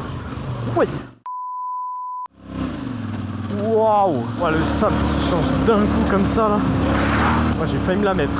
Ça met une petite pression là. C'est flippant les gars là. On va essayer de rester focus. Faut pas se mettre dans un bad mood. Je sens qu'en m'étant éloigné des traces, je ne suis plus du tout au bon endroit. Mais je me voile la face. Je mets ça sur le compte d'un moment d'inattention, une grave erreur. À cet instant précis, je ne le sais pas encore, mais je m'enfonce droit dans un piège de sable. Je pense que c'est le sable qui est un peu différent. La moto elle avance pas quoi. Là, je sens que ça va être assez violent. Je comprends instantanément la gravité du problème. Là, je suis dans la merde. Vu la chaleur, j'ai le sentiment que ce qui vient d'arriver est encore pire que lorsque je me suis retrouvé bloqué au Maroc. Rien qu'en voyant l'avant de la moto dans le sable, je comprends que je ne la sortirai jamais d'ici tout seul. Mon premier réflexe est d'utiliser mon Garmin InReach, mon téléphone satellite. J'envoie directement les coordonnées de Ellie et Richard à mon père en attendant une réponse. J'essaye de me sortir de cet enfer où l'ombre n'existe pas et où vous ne pouvez pas marcher sans vous enfoncer. Il faut trouver une solution et vite, sinon je sens que je vais mourir ici.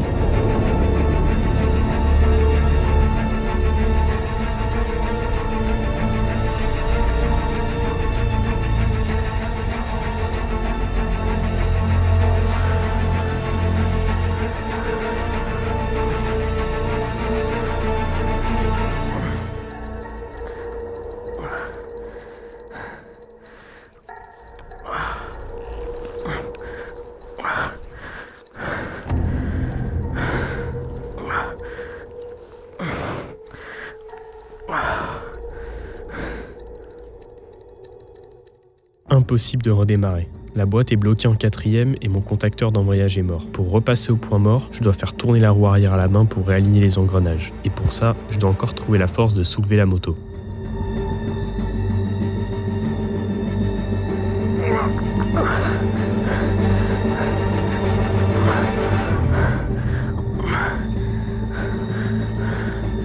Je puise dans mes toutes dernières réserves. Au mental, je parviens à faire demi-tour à la moto. J'arrive à la faire avancer, mais de 10 malheureux mètres.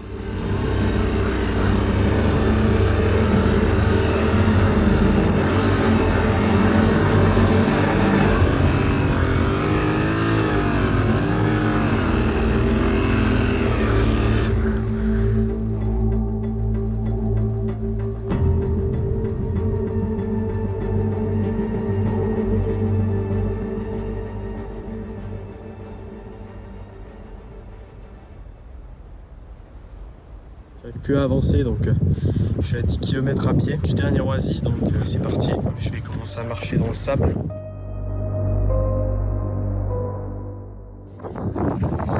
Putain, c'est pas facile. Je pense naïvement pouvoir faire 10 km, mais le soleil tape tellement fort que je m'arrête sous le seul acacia en vue après à peine 500 mètres. Je décide de profiter du peu d'ombre et d'attendre ici. Là, ça fait déjà 30 minutes que je suis sous cet arbre. Normalement, j'ai 10 km à marcher dans cette direction pour essayer de retourner à l'oasis de Tanouchert. Là, il fait beaucoup trop chaud, ça risque d'être impossible. J'ai 2,5 litres d'eau. Je vais attendre, j'ai envoyé des messages satellites au groupe. Je pense qu'ils les verront pas avant d'arriver à Chinguetti. Ça risque de leur prendre peut-être 2 heures pour aller jusqu'à là-bas. Et après, ça risque de leur prendre bien 2 heures pour revenir.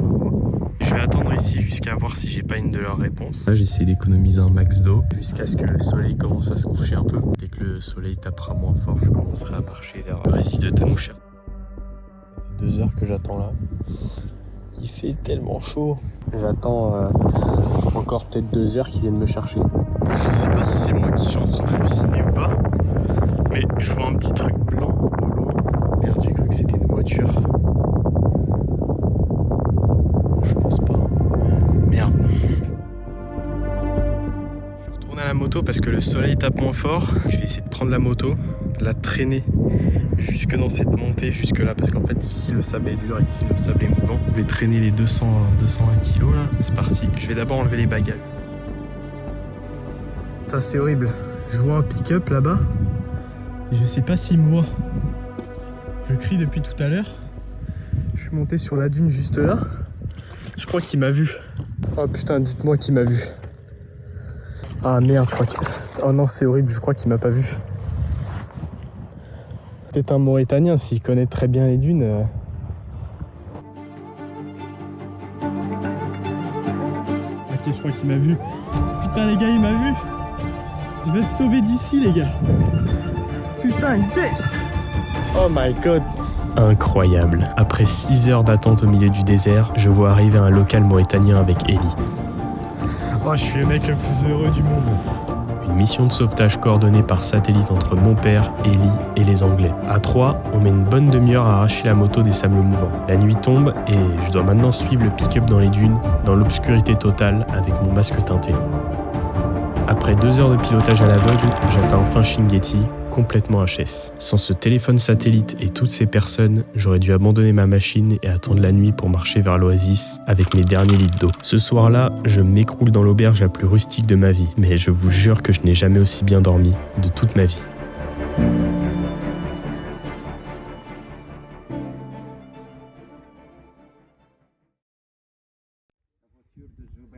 C'est pas Sheban et Zuber. Au lever du jour, je visite Chinguetti en compagnie d'un Anglais tombé amoureux de la région. Ce village mène une guerre contre le sable qui engloutit les maisons une à une. Comme à Wadan, j'ai le privilège de contempler des manuscrits millénaires d'astronomie et de mathématiques. He sells color photocopies laminated. Okay. I think. Ici, scanner. Mais l'horloge tourne, retour à Attar. Demain, je me sépare de Richard, Mélanie et Eli pour attaquer la deuxième grande route du pays. 450 km d'asphalte étroit à travers le désert jusqu'à Nouakchott. C'est la dernière vraie ligne droite avant Dakar.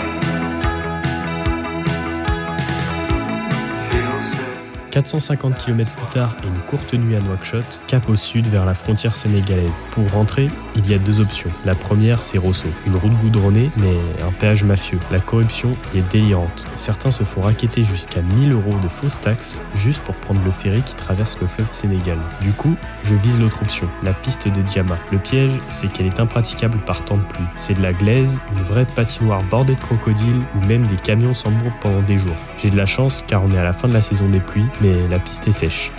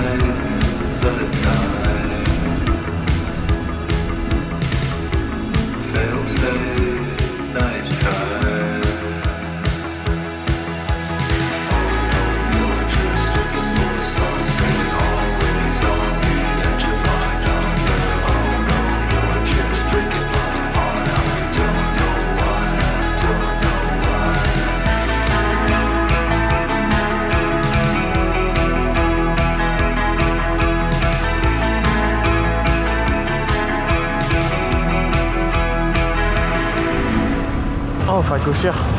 Un deuxième facochère. Putain, excellent. Parce que là, on est vraiment dans un parc national, donc espérons qu'il n'y ait pas de crocos.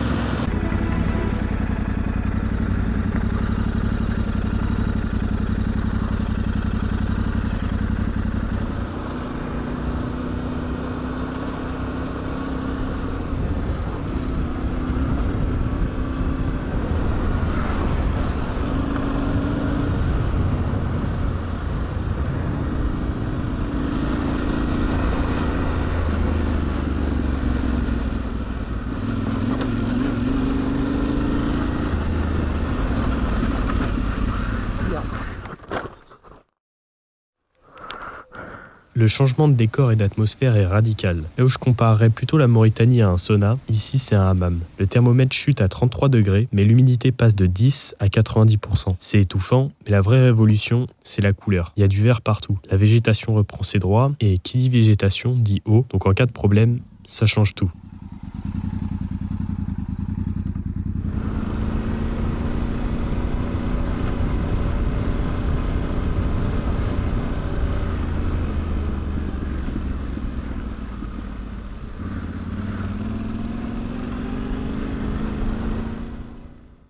Après 2 bonnes heures de bras de fer administratif avec un chef douanier mauritanien qui refuse de me parler français juste pour le plaisir, le tampon finit par tomber. Ça y est, j'entre officiellement au pays de la Teranga, ou autrement dit, le pays de l'hospitalité. Ça y est, on est au Sénégal. J'ai passé la frontière, c'était un peu chiant, surtout la frontière de la Mauritanie. Enfin, ils étaient lents. Ça a pris 2h30. Et là, mon objectif, ça va être d'aller rouler sur la plage jusqu'à Dakar. Me faire une petite centaine de kilomètres sur la plage, peut-être me baigner, je sais pas encore. Le contraste est instantané. Des routes propres, des arbres, des fleurs et un vrai soulagement qui me ramène à mes sensations du Maroc. Même les panneaux routiers sont identiques à ceux de la France. Le luxe ultime, c'est de trouver de l'essence à chaque coin de rue. Depuis Saint-Louis, il me reste l'étape finale. 150 km de roulage pur sur la plage jusqu'à Dakar. C'est la portion mythique qui menait les pilotes du Paris-Dakar jusqu'au lac Rose. Poser mes roues sur ce sable-là, après l'enfer que j'ai traversé, c'est indescriptible. C'est l'aboutissement de mon propre Dakar. Soudain, c'est la plage. Tu retrouves le sable pour la dernière fois. Un vent de folie passe sur les rescapés du rallye. Tu te disais, on verra bien. Maintenant, tu la vois. Mais tu n'es pas au bout de la piste. Toi, tu souhaites maintenant une seule chose, arriver à Dakar. Mais en tête, il continue à se battre. Rayer devant Soriol d'une poignée de minutes. Les deux hommes appartiennent à la même écurie, mais il n'y aura qu'un seul premier. Au ras des vagues, heureux comme un gosse. Toi, tu n'es plus tout à fait le même. Tu es arrivé jusque-là, c'est déjà un bel exploit. Mais tu as la tête pleine des images de ton rallye.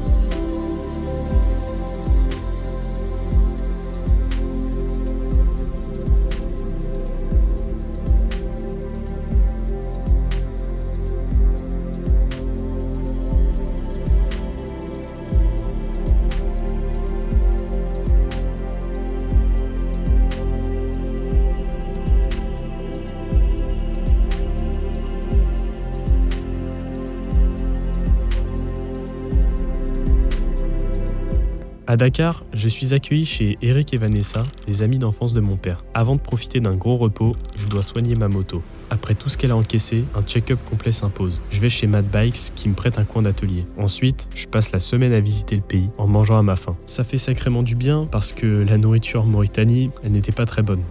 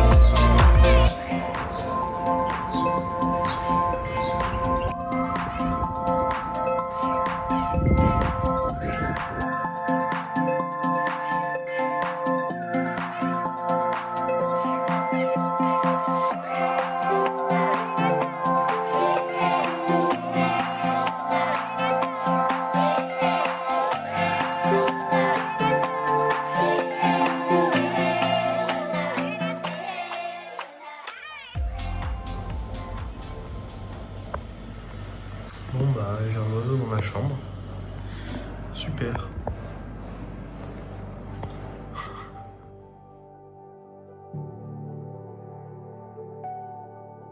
Le temps file et le clap de fin approche. 40e jour d'expédition, j'amorce le trajet retour vers Paris. L'objectif est simple, tailler la route au plus court. Au plus court, ça veut quand même dire 5000 km d'asphalte et 4 frontières à franchir. Ce voyage aura duré 47 jours et 14 500 km. Si j'avais su ce qui m'attendait, je pense que je n'aurais jamais réalisé ce défi. Mais ce qui est sûr, c'est que mes 23 ans auront été marqués par certainement une des aventures les plus dures et sensationnelles de toute ma vie.